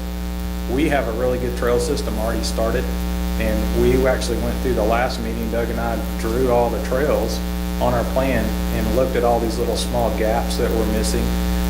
So I really think one of the things we could work on is a collaboration between the Parks Department, the trails, and the sidewalks. Exactly what you're saying. Where are these key tie-in points that could happen to get people from the city either to a trail or to a park or to a school, and keep them off of the road or just out of the road? Second thing that Rod's referring to, in our committee as well, we've been looking at share the roads, and one of the things that they're looking at, or they've looked at specifically, is this device called a Sharrow. It's basically a bike with double arrows painted on the road. It goes 5 feet out, 4 to 5 feet out from the edge of the white line or the shoulder line, and then it would go every 300 feet. So those markings are on the street. You're not actually putting in a bike lane, but you're putting in that device to notify people that people will be riding up and down the roads in those areas. If we were to put Sharrows on Main Street, we'd be connecting, once the Bell Park portion is paved all the way up, we've got an entire loop laid out for bikers and walkers that could use that. So something as simple as painting that Sharrow on the road could help do that, and it would also, I think, meet the intent of the ordinance. How does that affect with the parking lot? It would be moved out from the parking. So In the lane. it would be in the lane, yeah. And I think we would look at the layout and set a standard distance. So we're gonna come 15 feet from the center line or 12 feet from the center line of the road and put these markings every 300 feet. And of course, you'd have to shift them for drives and crossroads and things like that. But that's just the standard, and I have some information on that we could give to you guys in the city to look at. But one of the things I do, I think a collaboration effort between everybody to look at this. So we've really got a good thing going here. And if too many people get off doing their own little projects and separate things, we're going to lose the integrity of the trails and the sidewalks, because, well, I need a sidewalk here and here, and we really need to look at that from a planning standpoint and make sure that we're doing that for everybody's best intent, so to get all the pieces in place. So it's something I'd just like to recommend to the group, and that would really be beneficial to making this work in the future. Does that work for you? as long as you do something, it works for me. And I say I do live out by where the new sidewalk's in, and it looks awesome. I'm proud to see it out there. The ordinance supports this. I'm sworn to uphold the ordinance. Your boss is sworn to uphold the ordinance, so you need to comply with the ordinance. And If we your were boss- compliant because we did look at it with the state, and because of the way the parking is, a bike lane was not. Okay, but there's another alternate, Yeah. and then we'll still be in compliance with the ordinance. We still And that- feel like we've met the spirit of the ordinance. That was brought to my attention this morning in the department head meeting. Yeah, and one of the things that we've had in our Trails Committee is that if you have that adopted as a local ordinance, the state sees that as they're gonna do that. You have to have the ordinance adopted before they'll do the markings for you. So that should be technically part of our project, because we have the ordinance in place already. it's you know- already underneath their scope to. And the reason. Yeah, but I mean, I think it's, you know, The reason we did that went all the way back to the planning on Jones Street, where Denver come up and when the state come in and they sat down, the engineers sat down and said, you know, if y'all go in there and adopt what, you know, we understand what y'all are wanting to do, and y'all are saying, boy, it'd be nice if you do this, and they said, but if you would go ahead and adopt it like Fayetteville has, then we could just kind of have to do it. right. And so that's where that ball got rolling, was when Steve Tedford was here, and he kind of got that going, and that's when it got passed. And that's one of the things about the committee that we've been working on, like I say, that our small town, but we are one of the few that has a plan adopted. I mean, that the other communities don't have a plan adopted, so we're already a step ahead between the trails and the bike lanes already set in place. And a lot of that goes back to those state engineers that said, just kind of quietly just said, y'all should do this. If this is really what you want to do, you should do this, because then when we come in and we design something, we have to take it into account. They have to meet the requirements. And they said, because we'd just done some stuff at Fayetteville, and they said, we had this great big thing, we had to put a tunnel underneath it to get underneath the highway because of their trail, which at the end, there was just a tunnel and there was no trail, but we had to design it knowing that they were going to eventually come in and complete it. So, The gentleman from Big Aaron, I can't remember his name, the parks. Shannon Collins? Shannon, mentioned too, not to, I don't think anybody's not wanting to do bike lanes, but they're wanting to make it make sense and work with the road, the width of the road. And of course, Rod, you know more as much as Main Street in Greenwood is just kind of goes from this to this. And so we couldn't figure out how to do it, make it look right, make it make sense, but the Sherrills do make sense, I think. And he mentioned coming all the way from, I mean, we're talking Sherrills all the way to Chaffee. So he mentioned that, you know, Judge Hudson's an avid biker, and so that he thought that if we were to make the effort to extend the Sherrills out to the Greenwood city limits, that they would work on from the other end and work backwards to come from the intersection of Chad Colley down the county roads and get all the way back. Because if you guys drive that way, I mean, I cut through that way all the time. A lot of bikers on that road. They use that to stay off of Highway 71. So we would have the connection between Greenwood and the Portsmouth trails if we could make that happen. I think that's done on Dr. Road. As an ER doctor, I put the way out. You're better off riding 71. People could see you got a big watch. You're gonna ride something, get out and ride 71. Chief? I just want to add our complaint for people who run by West End Road. The things I had to make a bike lane that would help out. And I think might be back this up that bikes actually they traffic all the time. Obviously, we're going up our hills on Main Street. They may be going 3 miles an hour. And I think leading traffic is something they need to be out there. I've watched them run southbound and everything else come down Main Street. They get that momentum going and they don't follow the laws. But if you're going this route, that we make clear that they're following the traffic laws and stopping at the stop sign or run them in the road. And that's typical. I was in Fort Smith today, and there was a gentleman in a bicycle. My dad made a comment, that's kind of crazy, isn't it? And I said, well, that may be his only means of transportation. He's doing a pretty good job. Like you said, as soon as he came to a light, he went on through. He looked like it's okay for him and not for everybody else. So that's just education too. I think that's it. Education on both parts, but Yeah. the bikes have just as much right to be in the road as the cars, as well as a pedestrian. You've got to have them out there. So you can't keep people from using the device that's made for them to travel on. And your point is, as long as they're not impeding, that's what it's stated. Right. Well, Bicycles Yeah. are considered a Right. It is considered a vehicle. Oh, okay, sidebar. I'll throw this out there real quick, and I don't know that this is anybody's going to be interested, but by the time we put the Sherrills and the paw prints, we're going to have a white road, so we'll make sure everybody, but I talked about incorporating the Sherrill into the paw print. We'll get to that another day. But it can all be done at the same time. But thank you guys for that. Did that answer your question of Rod? yeah, I'd answer my question. We are working hard, and by the way, I will tell you that group up there, it is kind of interesting and kind of fun, if you will. And Michael and I both take all the credit, by the way. We never mention anything about council, no, we don't. They are impressed that we have a plan. I mean, nobody else has it. By the time Michael, our architect, got through drawing on that plan, everybody had pens. Michael was drawing very neatly and had a really nice, everybody came over and said, wow, this is pretty neat. So when you got through putting those pieces, it's very easy to look at and say, oh, we have to do this, and then connect a whole lot of, we get a whole lot more miles. Yeah, and I think that's something I've asked the Western Arkansas Planning Development Commission to send me the maps that we drew on top of, and I'm actually going to make a map at some point and give that back to the city council so you guys can look at it and see, because sometimes it's hard to realize that, and that section's only 3/4 of a mile. If we get that in, we'd have 5 miles of complete trail. We could take that and amend our master street plan with that, amend that into it, right, son?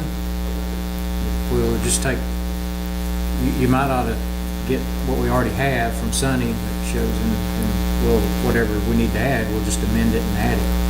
Like Mike said, when we first started, we talked about this, the deal, we add all those, on the group that, sidewalk, lighting plan, If we'll take your drawing and we'll amend our master street plan, then we're amending the ordinance, so we're amending the law, and then that's the law that I'm asking him to follow. So that helps if we not just have a plan that's just floating out there, if we actually have it within the law. Any other questions? Yes, I have a question, just regarding the Main Street paving and the square. Could you just give us an update on where that stands? Thank you, Michael. Boy, you got away good quick.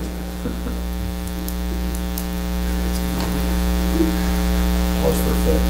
Yeah. Well, it's in discussion, they're still gonna have to take up 2 lanes around the north side of the square. So they're going to do that. That's the last word I've got. I can add a little bit to that. Simon Wiley, not anymore that they're going to do, but Simon Wiley, right? Who's the gentleman I was speaking of earlier, who has been in charge for the highway department in this project for us, who's been watching very closely. And he is the one, not specifically that has caught some mistakes, either by materials provider or contractor, but he's helped bring them to the surface. Okay. But I do want to tell you this, as everybody in the council sits here, is that he brought the gentleman to meet me last week, I believe it was, who is a representative for TNT, and this gentleman came to assure me that first he apologized on about what had happened in the past, and he was here to make sure that those things didn't happen, and everything was going to be fixed and taken care of in a timely manner and to our satisfaction before we left, which we know that, but it was nice to hear from somebody. TNT has kind of stepped up to the plate with this gentleman bringing in. I think he was an employee already, but just kind of moved him into a position of maybe PR. I don't know all what he's done, but he was actually the gentleman that was on paper, is that correct? So anyway, good conversation with him, and I think we're going to be happy the time it's all said and done. It's just taking a lot longer than we thought. And I spoke to Greg and Tim both, and Tim. When you're driving along out there and you get used to something really nice now, and you find every tiny little thing, so we still have some manholes that need to be adjusted, and we'll do that ourselves. So if you're driving along and everything, all of a sudden you get a little something, that's us, and we're going to fix that. There's still some handicap parking spaces around the square that we've got to take care of. I'm not sure. Well, I'd say it all looks, very good, especially now when they got the striping done, and, it looks great, but I appreciate, It's not you done. and Simon, holding, the contractors, to the specs that we want, even though it is disruption all over again to start all over and everything. I look at this as, we want this thing to last the length of time, which to me is years. And it's the only way you're going to do that if we, hold the contractors kind of feet to the fire and make it done right the first time. Be accountable. And so I appreciate you making them accountable, Joe. Thank you. Can you tell them or not tell them about the equipment today that you're testing out? Just assume. It's no secret. Never mind, I guess I'll just tell them. Joe's, is it on loan or is it a demo? demo Traco that we're kind of looking at. Excavator. Excavator. It's a Very piece of- large it's a piece of excavator. equipment that he's demoing, and we're looking at using it for creek cleaning. Drainage. Trenching, things like that. So that's a whole lot of phone calls that I get where we get are about it's raining and our creek's backed up and what we do. So we're going to be addressing that, and something I'll be talking to council about very near future. Yep. About what we're supposed to do, what we're responsible for, and starting the whole new routine, I think. So anyway, thank you, Joe. Hey, I got one more question. And I know you're probably tired of me harping. But how long are we gonna leave those trucks camping?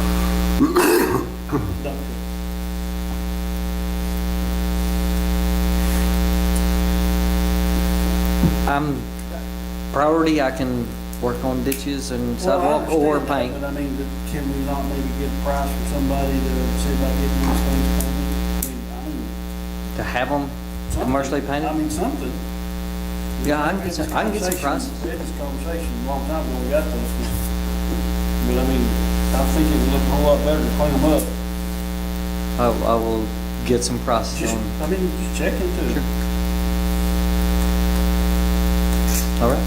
Thank you. Thank you. Thank you, Joe. Ms. Ann, would you like to go next? Okay, the city sales and use tax was up 2.9% over last month and up a total of 3.2% for the year. And then county sales tax was up 4.2% for the month, which last month it was down. And it's up a total of 0.3% for the year, and last month it was down 0.2% for the month. So those numbers are picking up. And then also I've put in front of you the water and sewer audit. We have received that back. There were 4 findings on that. The first one is the one that we get on every audit, the segregation of duties. Just that we do not have the manpower to segregate duties to the fullest extent. We do segregate to the best of our abilities with our staff size. We just can't separate everything out. And the second thing was the accounts receivable balances. Accounts receivable balance per the general ledger did not agree with the balances shown on the monthly detail, and part of that is due to the billing software not integrating with our QuickBooks software, which we are looking at changing our accounting software hopefully within 2015, in which case they will be integrated because it's by the same people that do RBS. And the third finding was the interest on the CD that we have was not reported. It's about $300, and that's something we don't receive. I have to call the bank and find out what it is, and I didn't get it called and reported, but I have notes to do that for this year. Meter deposits payable, again, for general ledger did not balance to the detail schedule, so we'll need to reconcile those at least monthly and then investigate any variances and correct them.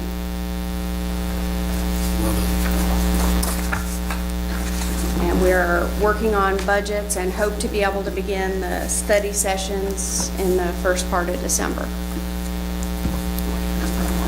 Thank Any you. questions? Sorry.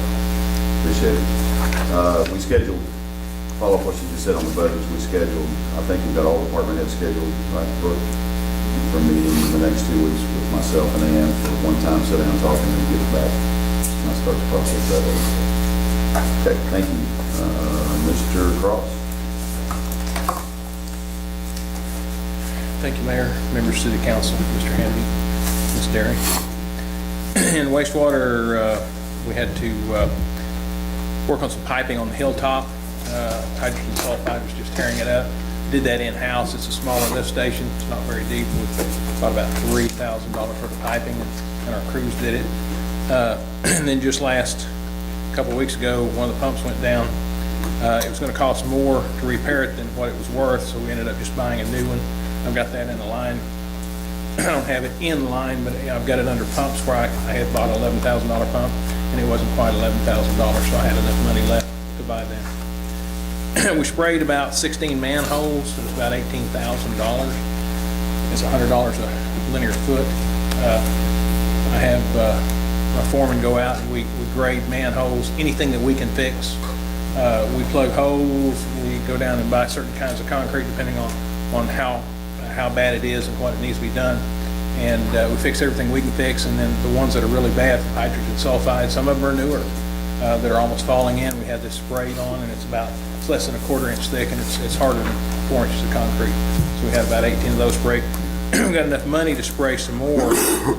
Instead, I think we're going to have to go up to Hilltop, probably spend about $8,000 or $9,000 up there respraying that. It's just all that whole Hilltop is septic tanks that go to pumps that pump down a 3-inch that come to that one and sit. And so the hydrogen sulfide just tears it up. So once we get the wall sprayed, other than that one old pump, we'll be looking pretty good. And the pumps are only like $2,000, so we're not in bad shape. One of these years, I'd like to get rid of that lift station that's on a hill. Shouldn't be there. What would it cost to do that? Hadn't seen yet. That's what I'm going to look at, because there's a lot of rock. Depending on, there's a small crest, and when you get a crest of a hill going, when you're going down, you know, if it comes back up, you don't want to have your sewer more than 5 or 10 foot deep. Of course, more than 3 foot deep, and the rock's going to be hard. We don't like to go anywhere less than 2 foot without having a ductile iron. So it's something we're going to have to look at. We might have to see if we can get some property over on Fort Chaffee, to go around. It just depends on where we can get the property from. But it would be great to make that go away. We just had regular maintenance, and they're getting ready to start cleaning. We were going to try to do our biomonitoring, and this rain coming tomorrow sort of forced that out, so we're going to be delayed till December the 8th, but then we'll get that started. So they're going to go ahead and start, we can't clean lines right before biomonitoring, because you're putting all that right down into the place that I'm going to have tested. So since we're going to be December the 8th, they're going to probably start cleaning lines, depending on how much rain we've got this week, and we start hitting them. We've got, said, about 35 miles, 32 to 35 miles of lines, and they try to hit them at least once a year. So it really helps. On after hours, they don't have to go out as much for clogs and problems and everything. So our average flow for wastewater was 1,047,000. The total for the month is 32,455,000 gallons treated. In the water treatment plant, the health department approved a grid leak. It took me 2 years of talking and had to get the solar bee people down. We've got a solar bee in the lake that actually mixes water. I say it aerates. They say it mixes water. That saved us a lot on chemicals. It keeps the algae blooms down. The main thing it does is it pushes the metals down, one of those being manganese. So that saved us a lot of money and a lot of chemicals, plus it just sort of helped flavor the water, to tell the truth. The same people have a aerator that goes in a tank. I was trying to get ozone, thinking that would help, you know, keep the trihalomethane away, and that wasn't going to be enough because I'd have to do it and have to talk to James Fork into doing it. I was looking into Ferrate. There was a new machine that was the best thing besides Google that it came along. It turned out that I needed to treat theirs, so the best way to do that is an aerator inside the tank. Will be the first one in Arkansas. They're selling them all over the country, but I had to go through a lot of hoops, and it took about 6 months. The health department finally did approve that. And so the water, my biggest problem was not our water being treated. It was water that was being treated, handed to us. And if it comes in at a high trihalomethanes, if it's 70 parts per billion, and I've got to stay under 80 parts per billion, it reacts with everything. You know, anything in the water, it reacts with the pipe. It reacts with heat the most. So the longer you have it, the worse it gets. So if I get it at 70 or 80, we don't have a chance. But most of it goes to that tank. Right now, about 40% of it's bypassing, 15% staying down on South Coker, and about 45% is bypassing. But with the 55% that's coming through our tank, we can lower that enough that it'll mix with everything. I think it'll help us. And the unit can be taken out. We're looking at putting in a new tank within the next couple of years, maybe a 1 million gallon tank somewhere, close there. It can be taken out and put in that tank, or left there and others put in there to help our trihalomethanes. Plus, it actually sprays the water, so it's, I'm hoping it'll even help improve the taste. You know, sometimes you can't do anything about that. If we get a high pH coming from James Fork, there's nothing I can do about it. It's just, we're stuck with it, but this will help just a little bit. We're still in negotiations with Delta Dental. We turned in, for the fluoride, turned in 144,000. They came back with 114. I think they settled at 118. Bid came in at 120, 124, 25, I can't remember what it was, but with everything, it came into almost 140,000, which is what we told them. So we're back in negotiations with them. We've got the bid. We're ready to go. They're wanting the bidders to break their bid down and explain what they've done, and once they do, maybe they'll bring it up a little bit. I've got the money in the budget to build it, but they're supposed to actually replace that, anything we build. Of course, after we do that, then we have to stay on, even if fluoride gets repealed, we have to stay on it for 10 years, because there's a payback for each year that you go off that, which is not a problem because James Fork's got fluoride. Our fluoride will be, I think it's between 0.8 parts per million, I think it's per billion, and 1.2. Right now, with just James Fork, we're at 0.5. So we'll have to add very little to bring it up to there. Our October, I wasn't here last month, so the mayor said I get 2 minutes instead of just one to do all this. In September, we had a combined of 18,105,000 gallons that we produced, and in this month it was 17,178,000.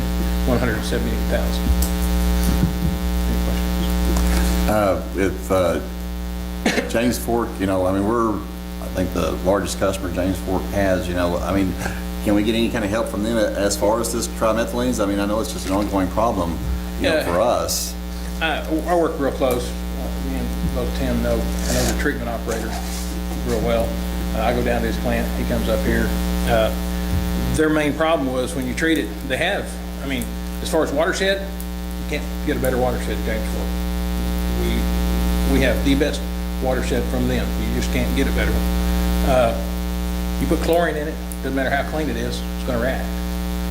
Time it gets here, it's reacted a little bit. So what they did is they turned the chlorine down and required, like Bonanza and Hackett, we had a meeting where they required them to put boosters in. Our booster is, they send it to us, and when we make water, we don't make a lot every day, but when we make it, we add a little extra chlorine, which boosts theirs just a little bit. But in doing so, like I said, that's about all they can do. Problem will be solved with this aerator, with the water that comes up to us. And then the 3 places that she'll check is one's in Deerwoods, which is the furthest reach you can go, and Tim put a duckbill system in that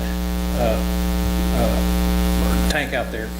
And they also have a, what's it called, a solenoid valve. So instead of sending water out there and just hoping it'll go down the tank, the solenoid valve opens, fills the tank, and it shuts. And everybody from where that solenoid valve is, which is just a little ways, just across the golf course. So it's all of Eagle Drive, Deerwoods, and Ashbury Point and everything. They're on, you know, it shuts down and they feed from the tank. So the tank probably cycles within 3 days. Yeah. I see, because of that. Yes. Yeah. On the trihalomethanes. They check out there, the farthest one on Fawn Trail, we've got one on Shadow Lake. That was the hardest because it has to go from us to Gary, and that's 800,000 gallons, 2 tanks of 500,000 and 300,000, and then to Westwood. We helped it a little bit. Instead of filling Westwood up 30 feet, we keep it about 14 foot. We were worried about, you know, will it keep up with fire? Had a fire out there once, we kept up with it, not a problem. So you don't want to just fill it full just because you got it, because, you know, it'll start causing problems. So That's it. thank you. Appreciate it. Appreciate you. Mr. Posey. Age of waters, well, I should have said not time. Mayor, council, Mr. Derry, Mr. Hamby, going to go through this real quick. So, first thing this is just for your information, we developed some intermittent connectivity issues. We run off a signal, we have an antenna, and I think Pence installed that, and DCR doesn't really have they don't have the know-how or knowledge to correct it, so at any rate, it's become seemingly more intermittent than inter lately. They're not able to stay online, and that affects Greg. He can't look and control the tanks from the water plant. So their recommendation is to run a fiber optic cable from the water department over to our server. Other than that, we're looking at getting on Cox, and that's $100 a month, and so no need to do that. Their in-house quote, I don't need a resolution for this. We have money under capital improvements because we've got a lot of low bids on some of our projects, so we're fine financially on the project, but their materials and labor is roughly $17.95.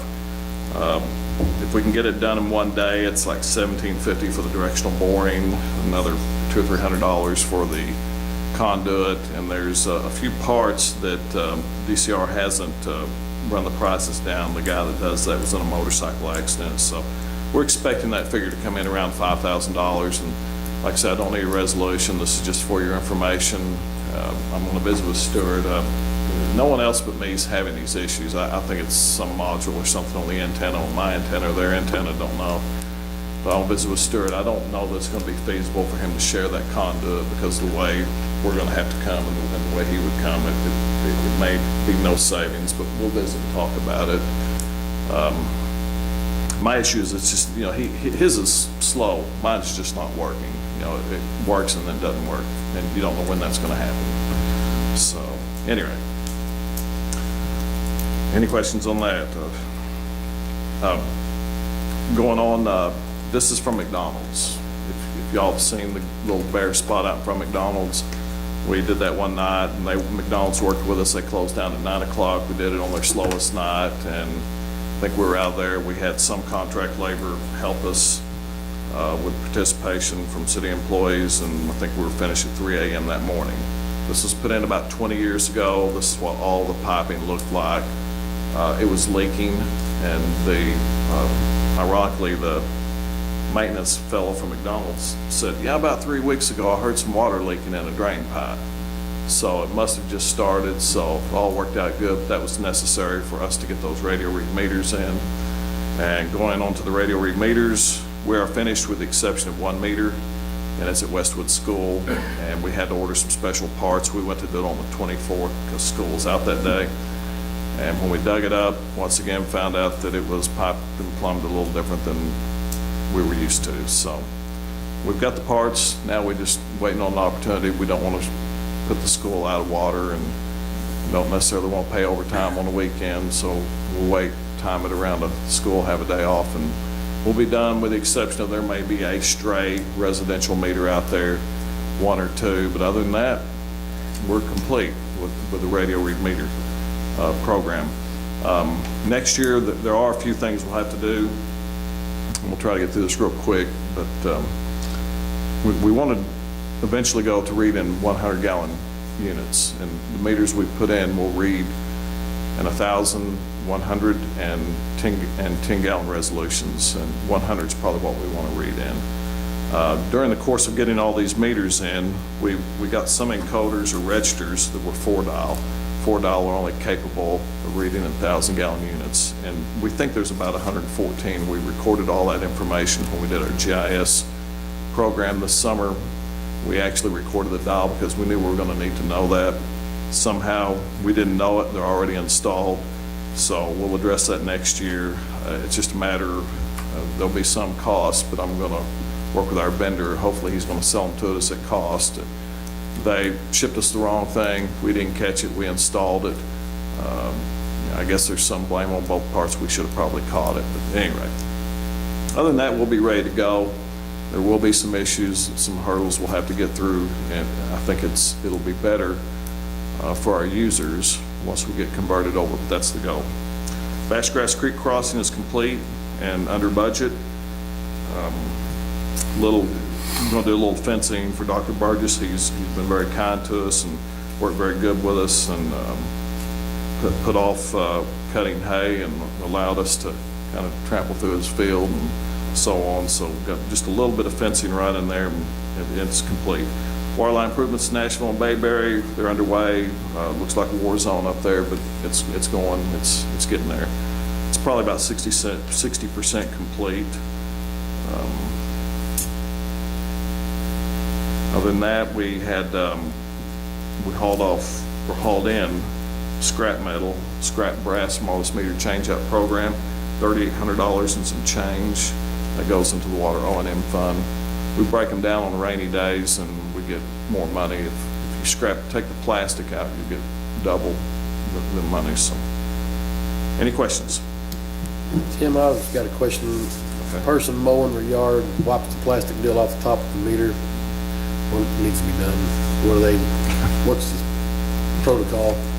Not me, I didn't do this. Yeah. I know somebody, a friend of yours. Yeah, a friend of mine.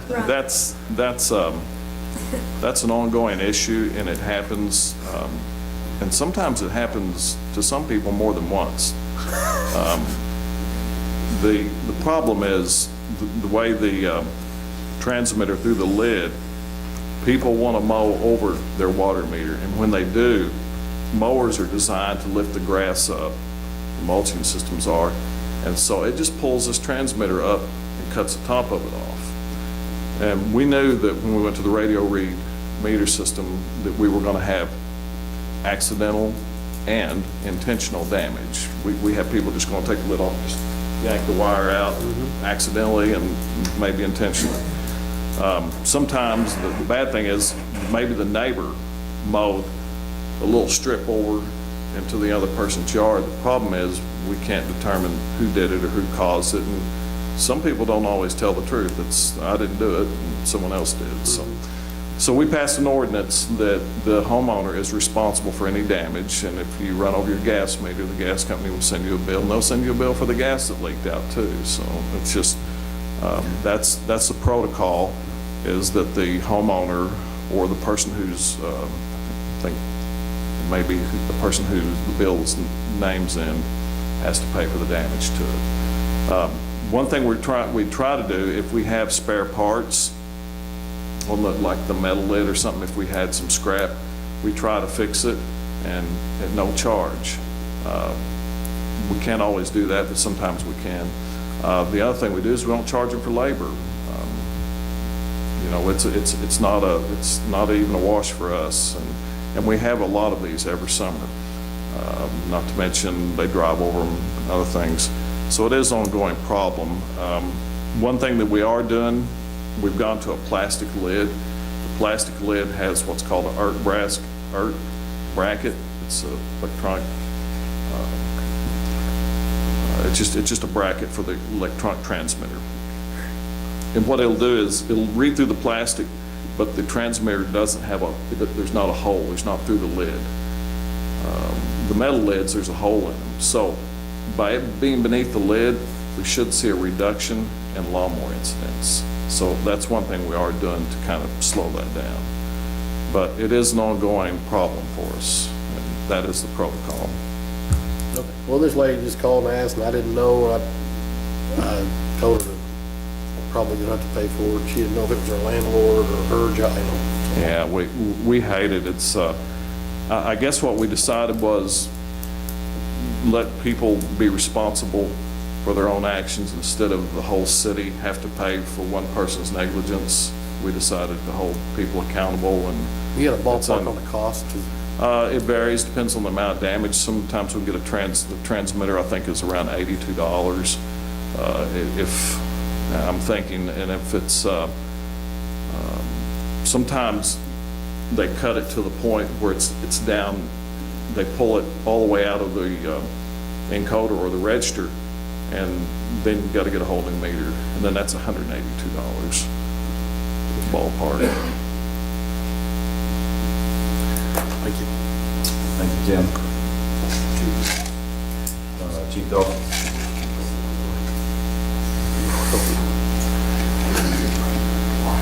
Mayor, Council. Ms. Derry, Mr. Hamby. Last month, we had 447 calls for service, 23 accidents, arrested 38 people, ticketed 108 people, and wrote 201 warnings. CID was assigned 37 cases, closed 31 cases. Overall, they've been assigned 257 cases for the year, have closed 236 for 92% closure rate. Training, Captain Wolfer went to the Missing Children CEO seminar, 16 hours. The whole department had in-house training that was situational training with munition rounds, so if they messed up or put themselves in an unsafe situation, then they got a munition round shot at them. Let's see, Corporal Wisner, Investigator Fugit, and Officer Morton had their DRE recertification. That was 8 hours apiece for 24 hours. All of Greenwood PD, FBI SWAT, Fort Smith SWAT, and Sebastian County SWAT all participated. Of course, fire department helped also in that, EMS. I think that covered everybody. And over 100 school staff, those role players, conducted active shooter training at the high school. The total hours was 172 hours of training last month. We had National Night Out, Step Up, Speak Out at Bell Park. Had quite a few people show up. It was a nice night there. And that is all I have if you have any questions. What's DRE? Drug recognition expert. They are the ones that are called out if a person is suspected of driving under the influence of drugs, whether it be prescription or illicit illegal drugs. They are called out to determine what type of drug they're on for the court case. They are recognized as experts in the court and testify to the effects that they see that are occurring on the person that's arrested. We have 3. Yes.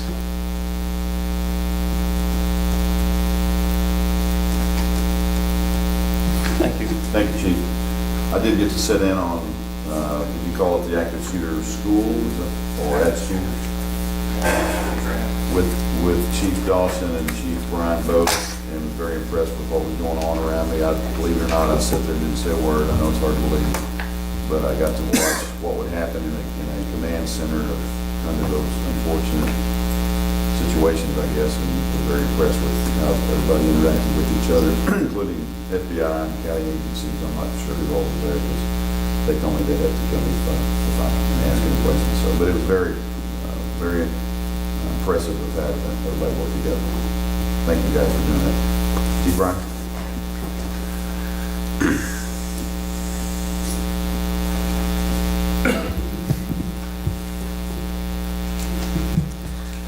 Mayor, Council, Ms. Derry, Mr. Hamby. Fire Department Chief activities for October 2014. 35 department responses during October. 5 false alarm control burns. The false alarms included the bomb threats, so if you ever wonder why it's not on there, the fire department, it's false alarm, thank goodness.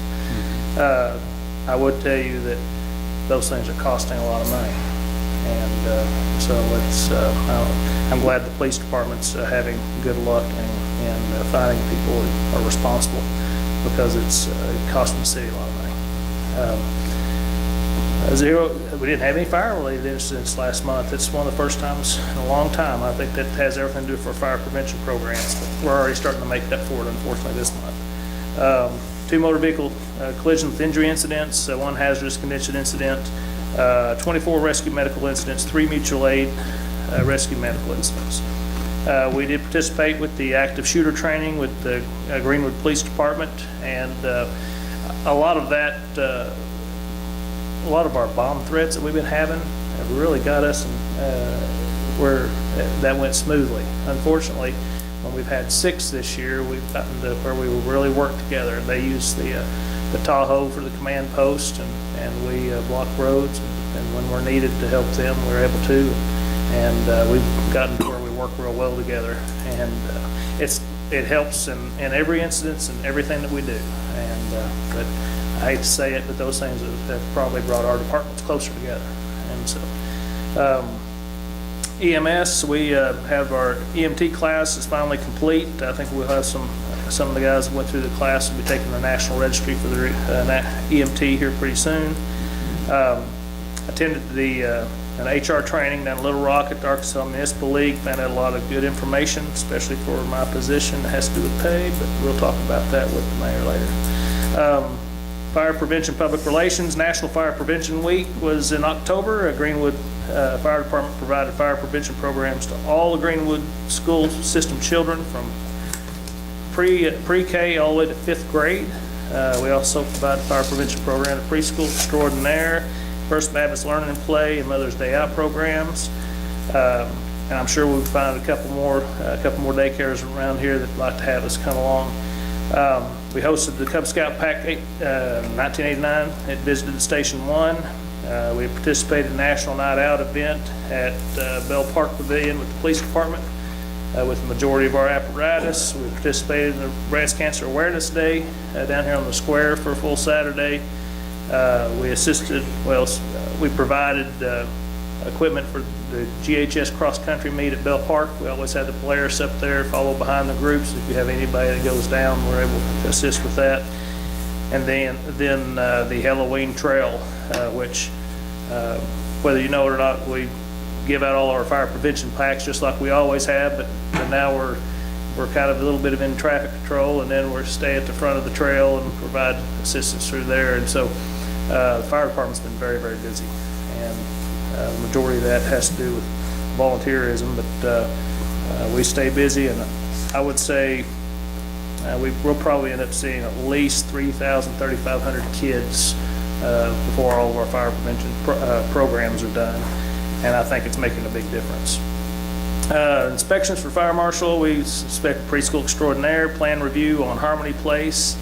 I will tell you at some point I'll be coming to you with probably some type of ordinance that has more enforcement authority, i.e. ticketing. I don't know if y'all know this, but I've never been able to ticket people, and it's probably been okay. The problem is we've got a couple of places that it's starting to need to have a little bit better. They know that there's not any teeth with the coming with it, and sometimes we're going to have to give it a little teeth with it. And I'm not just picking on one program. I'm talking about a business or two that I've been having some issues with. So anyway, that's something that we need to put out there, so we do have that to back us up. Meetings, conferences, we attended the Ebola conference with Arkansas Department of Emergency Management up at Sebastian County Emergency Operations Center. I think I was there, Fort Smith Fire, all the hospitals and EMS, Fort Smith EMS, and kind of just going through what all we need to be doing to be prepared in our area and the likelihoods and all that. And it's really good to see everyone in this area coming together to know what we need to do if there's even the thought of it happening, because it would be a major issue, especially, I know Dr. Johnson one person came into the hospital and all of a sudden you'd have a flux of everybody going to the other hospital because it's just a major issue, and we need to know how to handle that. So that's a lot of the stuff we were discussing. Grant submitted the Act 833 grant, and then the FG grant cycle's opening this month. Equipment, we got our washer, extractor, and drying cabinet installed at Station 2. It's working great. If you want to come see it, you're warm welcome to. Other than that, that's all I have. Any questions? Thank you, Chief. Appreciate it. I think we got everybody. Council forum. Mayor, I just want to wish everybody good luck in elections tomorrow that's up for grabs. Hope everybody goes and votes. Absolutely. Encourage everybody to vote, no matter how you feel. Please vote.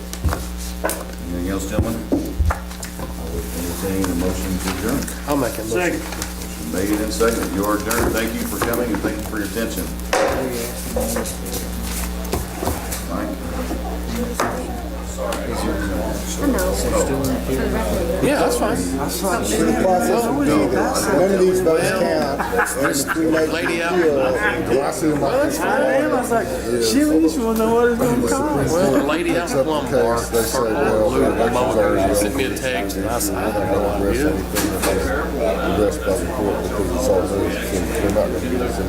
So what's the process? Is it dead in the water? Can we bring it back?